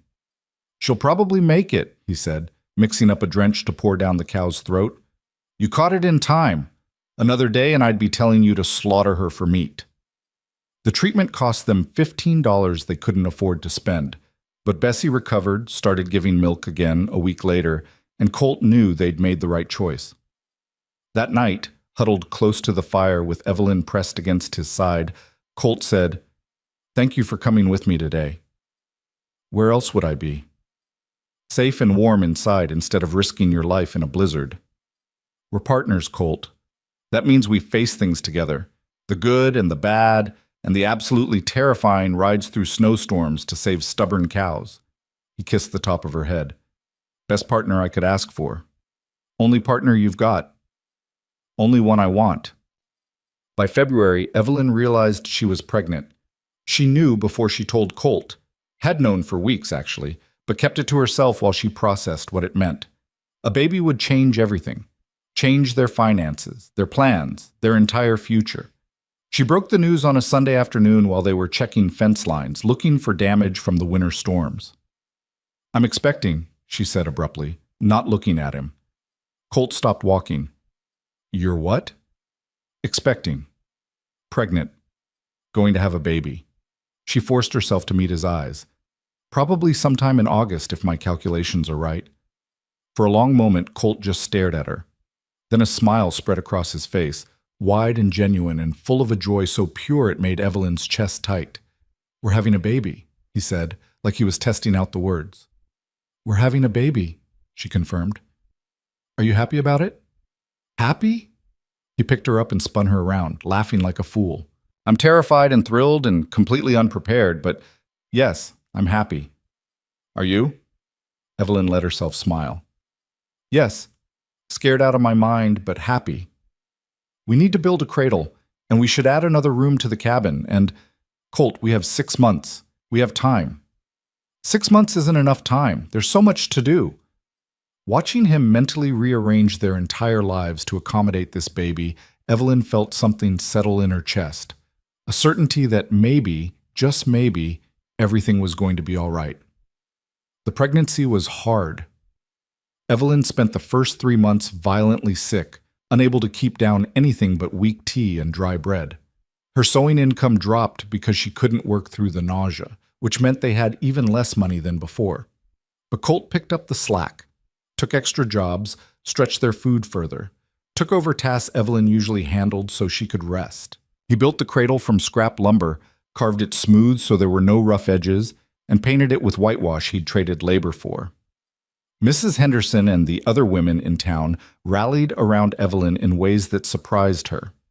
Mrs. Murphy brought over fabric scraps for baby clothes. Mrs. Patterson shared her mother's recipe for settling stomach sickness. Even the church ladies who'd once looked through Evelyn like she was invisible now stopped to ask how she was feeling and offer advice. You're part of the community now, Mrs. Henderson explained one afternoon while helping Evelyn cut patterns for baby gowns. You're not just that poor girl from the boarding house anymore. You're Colt Harlow's wife. You've built a business. You're starting a family. You've earned your place here. Evelyn blinked back tears. Pregnancy had made her emotional about everything, and realized it was true. Somewhere along the way, without her noticing, she'd stopped being an outsider. She belonged to Broken Creek now, and Broken Creek belonged to her. The baby came on a sweltering August afternoon 3 weeks earlier than expected and significantly more dramatic than anyone had planned. Evelyn's water broke while she was in the garden, picking beans. Colt was checking cattle in the far pasture and didn't hear her initial call. By the time he came back for lunch and found her gripping the fence rail through a contraction, her face white with pain, the baby was well on its way. Get Mrs. Henderson, Evelyn gasped. Now! Colt rode faster than he'd ever ridden, burst into Mrs. Henderson's house, wild-eyed and incoherent, and somehow conveyed that Evelyn was in labor and needed help immediately. Mrs. Henderson, bless her practical soul, grabbed her medical kit and followed without hesitation. The labor lasted 8 hours. 8 hours of Evelyn's screams that Colt could hear even outside the cabin. 8 hours of pacing and praying and cursing himself for doing this to her. 8 hours of the most profound helplessness he'd ever experienced. Finally, as the sun was setting, he heard a new sound, thin and outraged and unmistakably alive. A baby's cry. Mrs. Henderson appeared at the door, exhausted but smiling. You can come in now. You have a daughter. Colt walked into the cabin on shaking legs. Evelyn lay in their bed, sweaty and pale and more beautiful than he'd ever seen her, holding a tiny bundle wrapped in one of the blankets she'd sewn during her pregnancy. Meet Margaret, she said softly. Maggie for short. Colt approached slowly, afraid to disturb this moment. The baby, his daughter, was impossibly small with a scrunched red face and tiny fists waving in the air. She's perfect, he whispered. She's loud and demanding and probably going to make our lives infinitely more complicated, Evelyn said, but she was smiling, just like her father. Can I hold her? Evelyn carefully transferred the baby into his arms. Maggie immediately started fussing, but Colt just held her close, marveling at this tiny person he and Evelyn had created. We made this, he said in wonder. We did. We made a whole person. We did.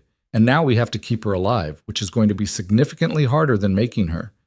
But Evelyn was smiling and Maggie was healthy, and Colt felt like his heart might explode from the sheer enormity of what he was feeling. The first months of parenthood were a special kind of chaos that no one could have prepared them for. Maggie was colicky, which meant she screamed for hours every evening, no matter what they tried. Evelyn was recovering from childbirth and couldn't do heavy work. Money was tighter than ever because Evelyn had to pause her sewing business to care for the baby. They took shifts. Colt would handle the early morning so Evelyn could sleep. Evelyn would take the afternoon so Colt could work the ranch. They both walked around in a sleep-deprived fog, snapping at each other over trivial things, apologizing, and trying again. But there were good moments too. Maggie's first smile, which made all the sleepless nights worth it. The way she'd grab Colt's finger with her tiny hand and hold on like she'd never let go. Watching Evelyn nurse the baby in the rocking chair Colt had built, singing soft lullabies in a voice he'd never heard her use before. By October, they'd found a rhythm. By November, Maggie was sleeping through most nights. By December, Evelyn had started taking sewing commissions again, working with the baby sleeping in a basket beside her. On their second wedding anniversary, Colt came in from the barn to find Evelyn had made a special dinner. Nothing fancy, just their usual fare, but served on the good plates they rarely used. "What's the occasion?" he asked. 2 years married, still standing, still together. That seems worth celebrating." Colt pulled her into his arms, careful not to wake the baby sleeping in her cradle nearby. "Best 2 years of my life." "Even with all the struggles?" "Especially with all the struggles, because we faced them together." Evelyn kissed him, soft and sweet, and Colt thought about that first Sunday walk when he'd been so afraid of saying the wrong thing, of pushing too hard, of losing her before he really had her. Now she was his wife, the mother of his child, his partner in every sense of the word. "I love you," he said. "I love you too, even when you're impossible. Especially when I'm impossible." She laughed, and the sound filled their small cabin with warmth. By the spring of 1885, the ranch was turning a profit. Not a large profit, they weren't going to get rich anytime soon, but enough that they could meet their obligations and even save a little. The cattle herd had grown to 25 head. Evelyn's sewing business had a 6-week waiting list. They'd added another room to the cabin and were planning a proper barn for next year. And one morning in April, Evelyn told Colt she was pregnant again. "Already?" Colt said, looking at Maggie, who was just starting to walk and getting into everything. "Apparently." "Are you happy about it?" Evelyn thought about it honestly. "Overwhelmed, tired just thinking about it. But yes, happy. You?" "Same. Terrified and thrilled in equal measure. We're getting good at that combination." They were.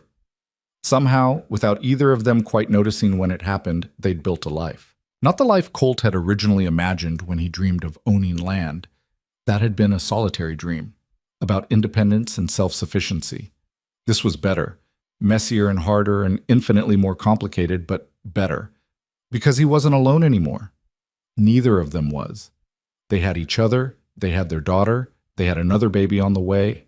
They had 20 acres of good land, a growing herd, a business that worked, and a future that looked solid. Most importantly, they had respect. Colt had learned to see Evelyn as a full partner, to trust her judgment, to ask her opinion before making decisions that affected them both. Evelyn had learned to accept help without seeing it as weakness, to trust that Colt meant what he said, to believe in a future that didn't require her to be completely self-sufficient to feel safe. It wasn't perfect. They still fought, about money, about priorities, about whose turn it was to deal with a crying baby at 3 a.m. But they'd learned to fight fair, to apologize when they were wrong, to compromise when both of them were right. They'd learned to be married, and that was harder and more valuable than anything else they'd learned. On a Sunday in May, they walked their old path along Willow Creek. Maggie balanced on Colt's shoulders, grabbing at his hat and giggling. The cottonwoods were green again, the creek running high with snowmelt, everything alive and growing. "Do you remember our first walk here?" Evelyn asked. "How could I forget? You barely spoke to me, looked at me like you were calculating how fast you could run if necessary." "I was terrified of you." "I know. Took me a while to figure out it wasn't me specifically you were afraid of, just what I represented." "And what did you represent?" risk, change, the possibility that things might get better, which was almost scarier than things staying the same because at least you knew how to survive the same. Evelyn took his hand. I'm glad I took the risk. Me too. Maggie grabbed at a low-hanging branch, missed, and laughed at her own failure. She was fearless in a way neither of her parents had ever been, and Colt hoped she'd stay that way. That growing up on this ranch with parents who loved each other would give her the kind of confidence neither Colt nor Evelyn had known as children. We're going to need names, Evelyn said, for the new baby. Already thinking about that? I have 6 months. Might as well start early.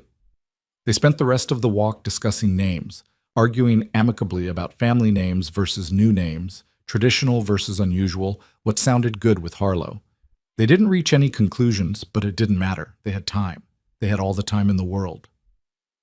When they got back to the cabin, Colt put Maggie down for her nap while Evelyn started dinner.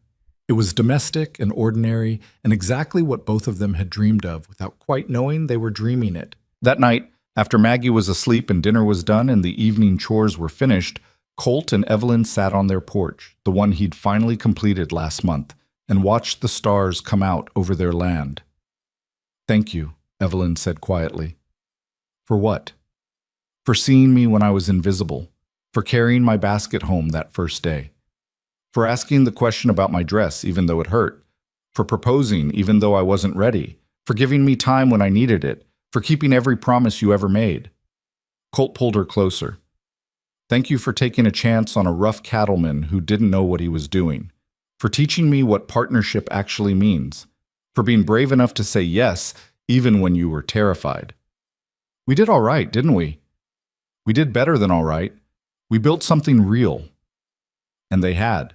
From nothing but determination and love and stubborn refusal to give up when things got hard, they'd built a marriage, a family, a future. The ranch that had started as Colt's solitary dream had become their shared reality.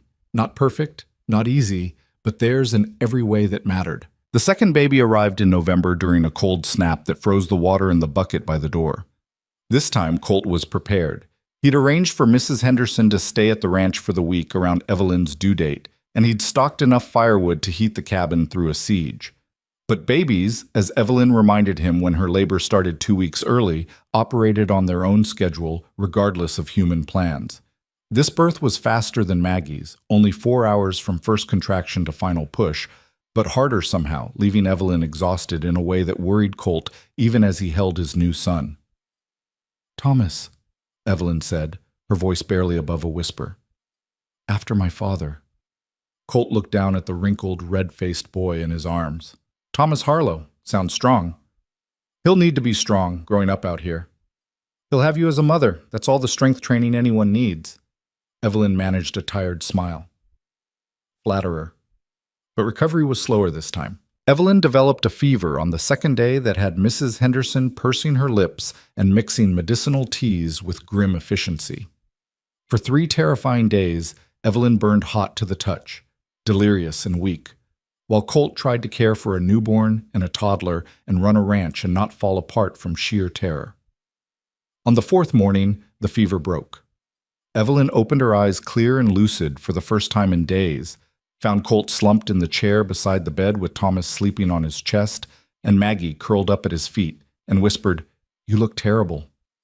You were dying. I was worried. I wasn't dying, just sick. You don't know that. I thought...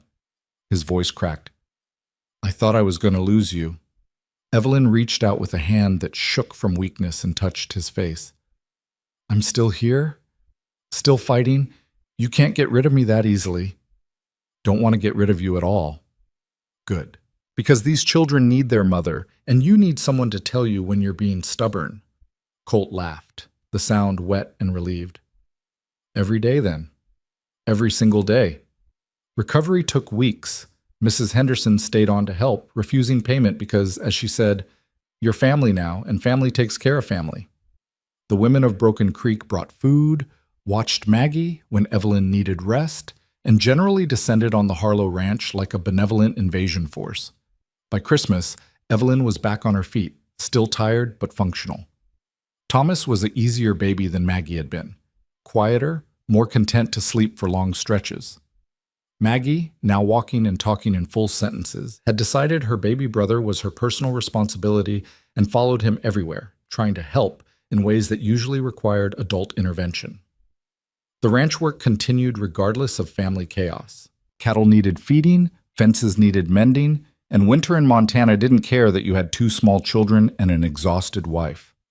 Colt hired a hand for the first time that winter, a young man named Peter who was strong, willing, and desperately needed work. It cut into their finances, but it was either that or watch everything they'd built fall apart because there weren't enough hours in the day.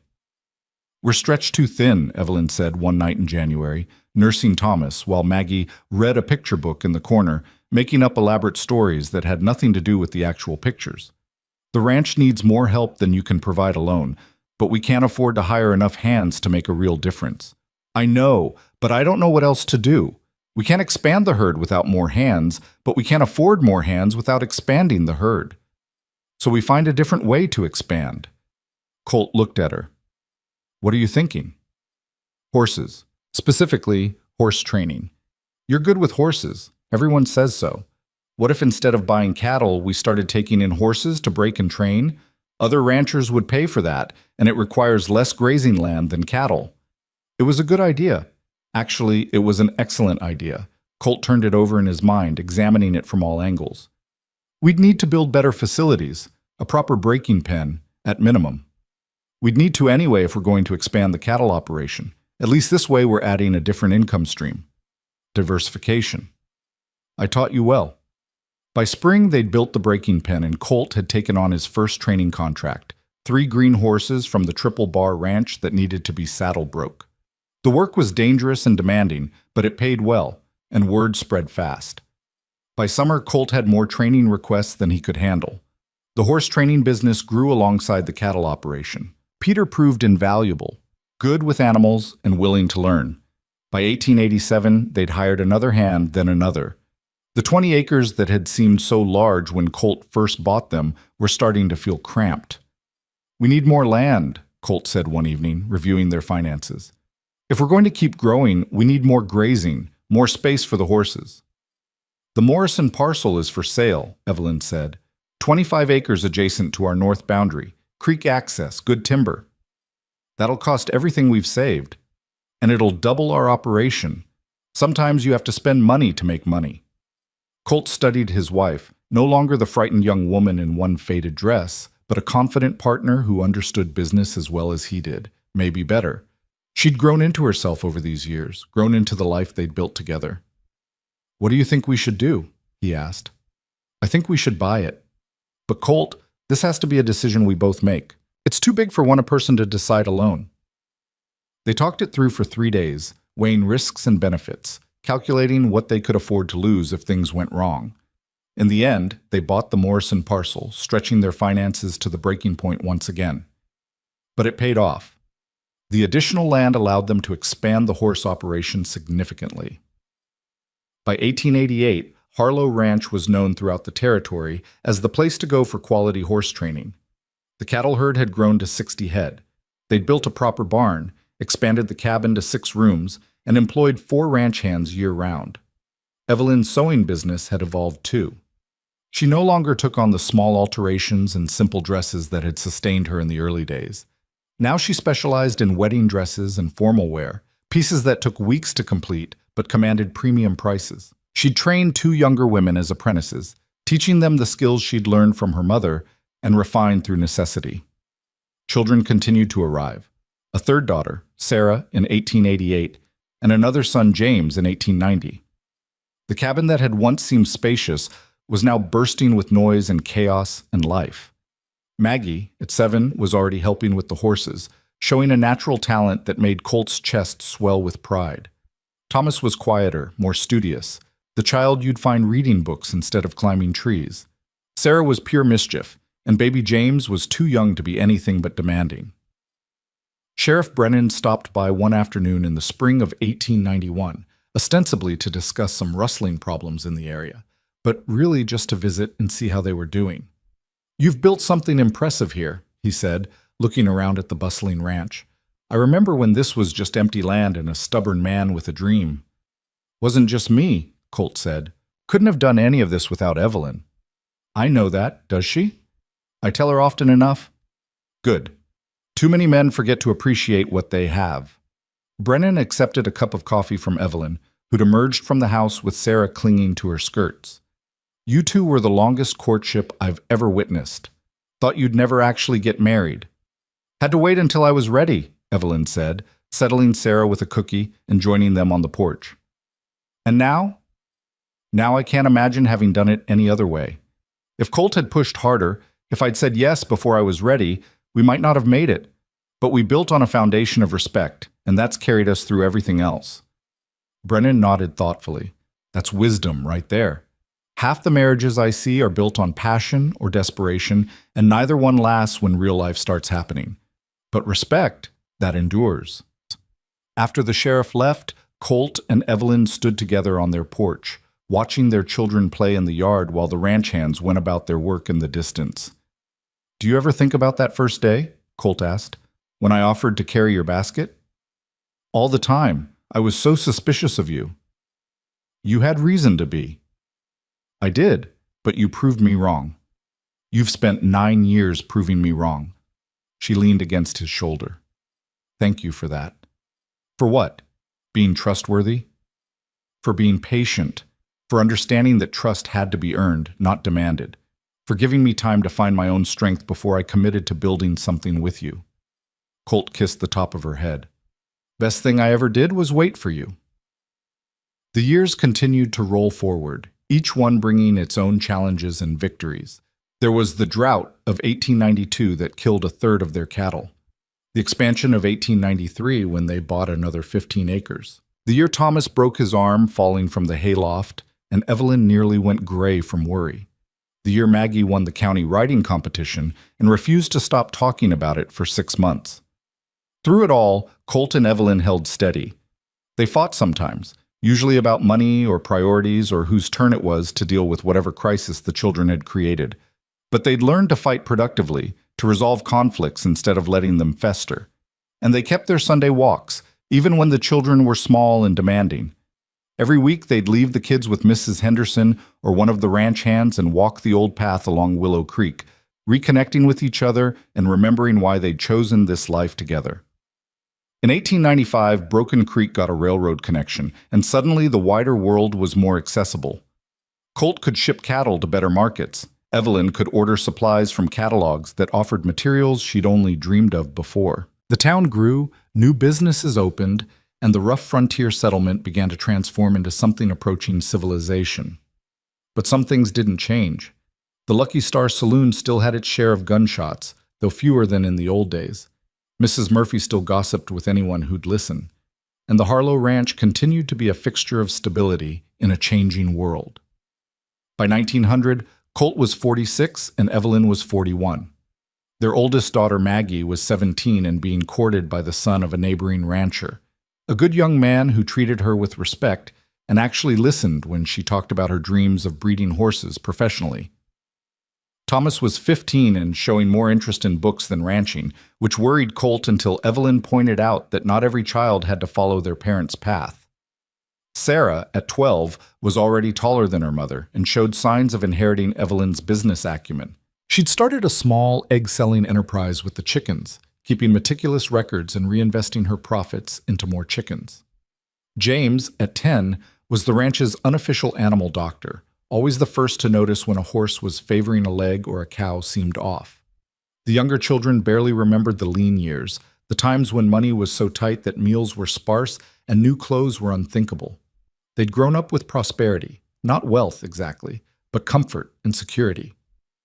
One evening, after the children were in bed and the ranch was quiet, Evelyn pulled out a box from the back of their closet. I haven't looked at this in years, she said, sitting on the bed beside Colt. Inside was the faded green dress, the one she'd worn every day back when they first met, washed every night and worn again every morning because it was all she had. The fabric was thin now, nearly transparent in places from wear. The careful mending she'd done was still visible in tiny, precise stitches. Looking at it was like looking at a relic from another life. Why did you keep it? Colt asked. as a reminder of where I came from, of what we built from nothing. She ran her fingers over the worn fabric. I used to be ashamed of this dress, ashamed of being so poor that I only had one decent thing to wear. But now when I look at it, I see something different. What do you see? Survival, pride, the determination to maintain dignity even when everything else was being stripped away. She looked up at him. And I see the day you asked me why I only had one dress. The day you saw me, really saw me, instead of looking through me like everyone else did. Colt took the dress from her hands, feeling the threadbare cotton. I see the woman who taught me what real strength looks like, who showed me that accepting help isn't weakness and giving help isn't about control, who turned a cattle ranch into a real home. We turned it into a home. Together. Together, he agreed. Evelyn carefully folded the dress and placed it back in the box. I want to give this to Maggie someday, when she's older, when she's thinking about getting married. I want her to understand that love isn't about being rescued. It's about finding someone who sees you as an equal and treats you that way, even when the world says you're not equal at all. She's got a good example to learn from. She does. We both made sure of that. They sat together in comfortable silence, the box between them, years of memories wrapped up in faded green cotton. In 1902, Maggie married her young rancher in a ceremony that half the county attended. Evelyn made the wedding dress, an elaborate creation of white silk and lace that took 3 months to complete. It was the finest thing she'd ever sewn, and watching her daughter walk down the aisle in it, Evelyn thought about her own wedding in that simple cream wool dress and how far they'd all come. Thomas left for university in the fall of 1903, the first Harlow to pursue higher education. He wanted to study veterinary medicine to bring modern scientific knowledge back to the ranch operations. Colt helped him pack with hands that shook slightly, pride and sorrow mixing in equal measure. You don't have to come back, Colt told him the night before he left. If you find something better somewhere else, you follow that. This ranch isn't a cage. I know, Pa, but I want to come back, just with more knowledge to contribute. Your mother would say that's diversification. Thomas laughed. She would, and she'd be right. The ranch continued to evolve. They'd expanded to over 100 acres now, employed 12 hands year-round, and ran cattle and horses in roughly equal measure. The horse training operation was nationally known. People shipped horses from 3 states away to have Colt or his trained hands break them properly. Evelyn's sewing had evolved into something closer to art than commerce. She took only a handful of commissions each year, pieces that challenged her skills and paid extraordinary amounts. The rest of her time went to teaching her apprentices, managing the household, and helping with ranch bookkeeping. In 1905, they built a new house, not replacing the original cabin, but building adjacent to it. The new house was spacious and modern, with real glass windows and a proper kitchen and bedrooms for everyone. But they kept the cabin intact, using it for storage and as a reminder of where they'd started. On their 20th wedding anniversary, Colt took Evelyn back to Willow Creek for a picnic, just the two of them like in the old days. 20 years, Evelyn said, sitting on the rock where they'd had so many important conversations. That's longer than I've lived anywhere else in my life. Any regrets? She considered the question seriously. About marrying you? Not one. About the specific timing, the way it all unfolded? Not anymore. I used to wonder what would have happened if I'd been braver, if I'd said yes right away when you first proposed. But I don't think it would have worked. We needed those 3 months for me to build my own foundation. I'm glad you took the time you needed. I'm glad you let me. A lot of men wouldn't have.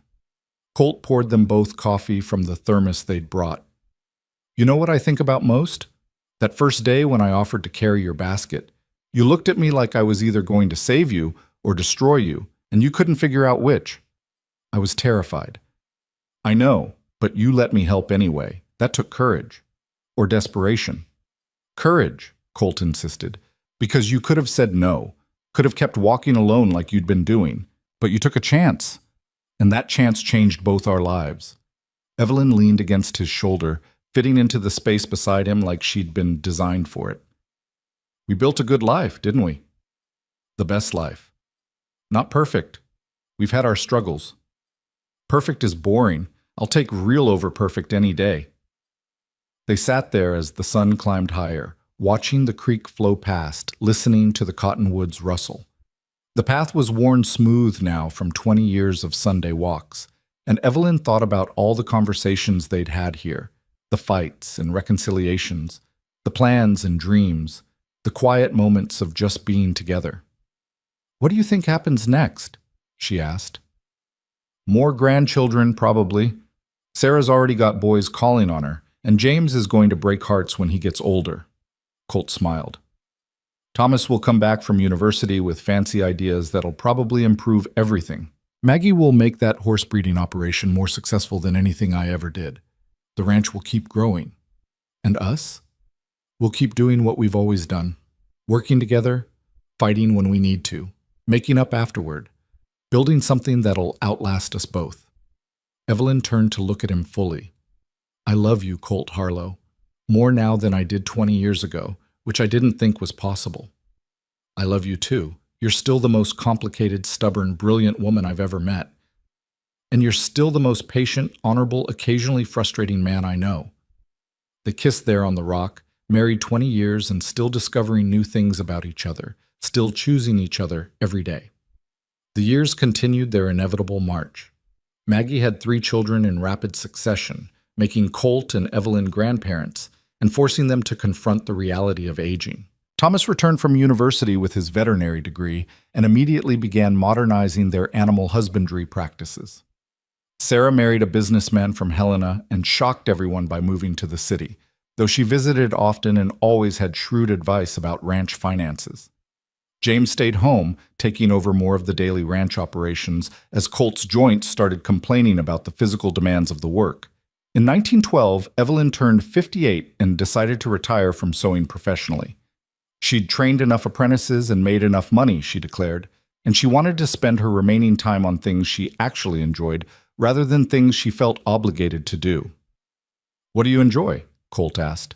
"Sitting on this porch, reading books, watching my grandchildren grow, arguing with you about things that don't matter, taking walks along the creek." "That doesn't sound like retirement. That sounds like life." "Exactly. I spent so many years working for survival that I forgot to just live. I want to live now." So she did. They both did. They handed off more responsibilities to their children and the ranch hands, trusting the next generation to carry forward what they'd built. They took trips, nothing fancy, but visiting places they'd never seen, experiencing things they'd postponed for decades. In 1915, Colt's knees finally gave out completely. He couldn't ride horses anymore, couldn't do the physical work that had defined his life for 40 years. It was a bitter pill to swallow, watching from the porch while younger men did the work he'd once done. "You're not useless," Evelyn told him firmly. "You're experienced. There's a difference. Those men out there learned from you. You built this ranch from nothing. You trained half the horsemen in 3 states. Just because you can't do the physical work anymore doesn't erase everything you've accomplished. Doesn't make it easier to watch. I know. But Colt, you've worked for 45 years. You've earned the right to rest." He learned slowly to accept the limitations age brought, to take pride in what he'd built rather than mourning what he could no longer do, to advise rather than command, to teach rather than demonstrate. The ranch thrived under James's management, incorporating modern techniques while maintaining the core values Colt and Evelyn had established. The Harlow name meant something in Montana, meant honesty, quality work, fair dealing, and respect. In the spring of 1920, Evelyn and Colt celebrated their 35th wedding anniversary. Their children threw a party that packed their house and yard with family, friends, ranch hands past and present, and half the town of Broken Creek. Sheriff Brennan, now retired and white-haired but still sharp-eyed, raised a toast. 35 years ago, I watched 2 stubborn people dance around each other for months, both too proud and too scared to admit what everyone else could see, that they belonged together. Evelyn was the woman with one dress who wouldn't accept charity. Colt was the man with nothing but a dream and determination to see it through. Together, they built something that's lasted longer than most people's marriages, longer than most businesses, and longer than some small countries. Laughter rippled through the crowd. But more than that, Brennan continued, they showed everyone watching what a real partnership looks like. Equal voices, equal respect, equal investment in each other's success. That's rare enough in any relationship, and rarer still in a time and place that didn't always value women's contributions. So here's to Colt and Evelyn Harlow. May their example inspire us all. The crowd cheered and drank, and Evelyn found herself crying, happy tears, grateful tears, overwhelmed tears. "You all right?" Colt whispered. "I'm perfect. This is all perfect. I just wish my father could have seen this. Could have known I ended up all right despite everything. He knows. Somehow, somewhere, he knows." The party lasted long into the evening, and when it was finally over and everyone had gone home, Colt and Evelyn sat on their porch alone, exhausted and content. 35 years, Evelyn said. That's more than half my life spent with you. The better half. Definitely the better half. She took his hand. Do you remember what you promised me? That first time we really talked, when you said you never break your word? I remember. You kept it. Every promise you ever made, you kept. Some were easier than others. But you kept them all the same. She squeezed his hand. That meant everything to me, still means everything. I know. They sat in comfortable silence, the kind that only comes from decades of knowing someone so well that words become optional. The years after that were gentler. Colt's health declined slowly, nothing dramatic, just the gradual wearing down that comes with age and a life of hard physical labor. Evelyn stayed strong longer, but she too began to slow, began to need more rest, began to let go of tasks she'd once insisted on handling herself. But their minds stayed sharp, and their love stayed constant. On a warm afternoon in June of 1925, Evelyn and Colt made their way slowly to Willow Creek one last time. It took longer than it used to. Both of them moved carefully now, mindful of joints that didn't work as well as they once had. But they made it to their rock, and they sat together looking at the water. 43 years since we met, Evelyn said. 40 years married. Longer than I thought I'd live, and infinitely better than anything I imagined when I was that scared girl in one faded dress. You were never just that girl. You were always strong, always brilliant. I just helped you see it. We helped each other see it. That's what marriage is supposed to be. Colt put his arm around her, and she leaned into him the way she'd done thousands of times before. Any regrets? He asked. Not a single one. You?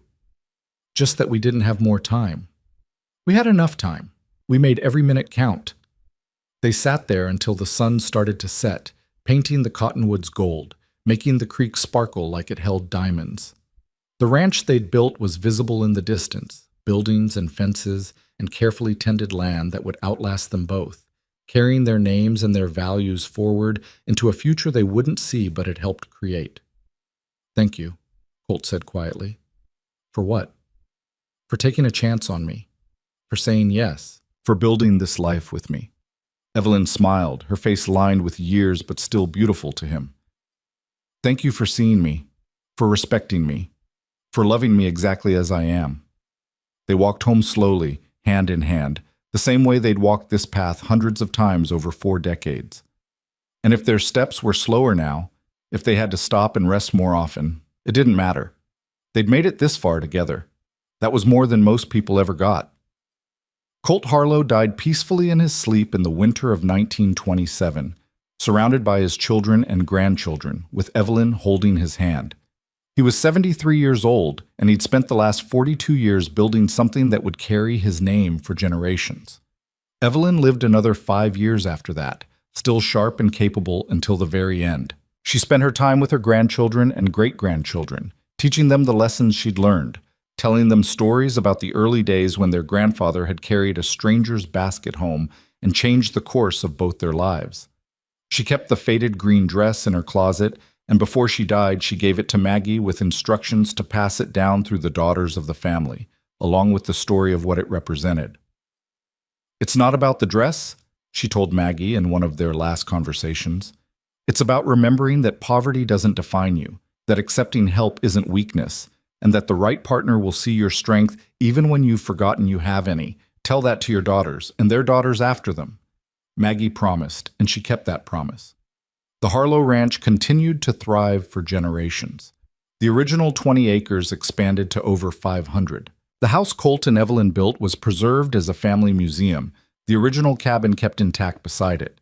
The horse training operation became legendary, the cattle business remained profitable, and the Harlow name became synonymous with integrity and excellence throughout Montana. But more than the land or the business or the material success, what Colt and Evelyn left behind was a legacy of respect. Respect between partners, respect for hard work, respect for dignity regardless of circumstances. Their story became family legend, told and retold at gatherings and celebrations. The tale of how a rough cattleman saw a woman everyone else looked through, how he offered to carry her basket home, how she wore one dress every day but held on to her pride, how he asked the question that hurt her but also opened a door, how she demanded time to build her own foundation before building their life together. It was a love story, yes, but more than that, it was a story about partnership, about two people who'd each known poverty and shame and struggle, who'd each learned to survive alone, finding a way to thrive together. In the end, that faded green dress, carefully preserved and passed down through generations, became more than a piece of clothing. It became a symbol of where love can start, of how respect can transform struggle into strength, of how two people who seem impossibly different can build something that lasts beyond their own lives.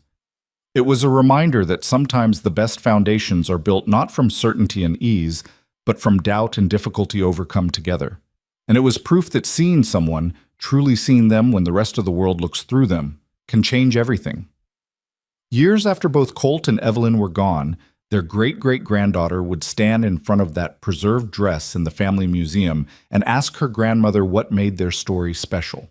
The grandmother would smile and say, "They saw each other, really saw each other, and they chose each other every single day for 40 years. That's what made it special. That's what made it last." The dress hangs there still, faded green cotton with mending stitches so fine they're almost invisible, telling its silent story to anyone who cares to listen. It speaks of a summer in 1882 when a man offered to carry a basket and a woman decided to trust him. Of Sunday walks and careful courtship and learning to build something together.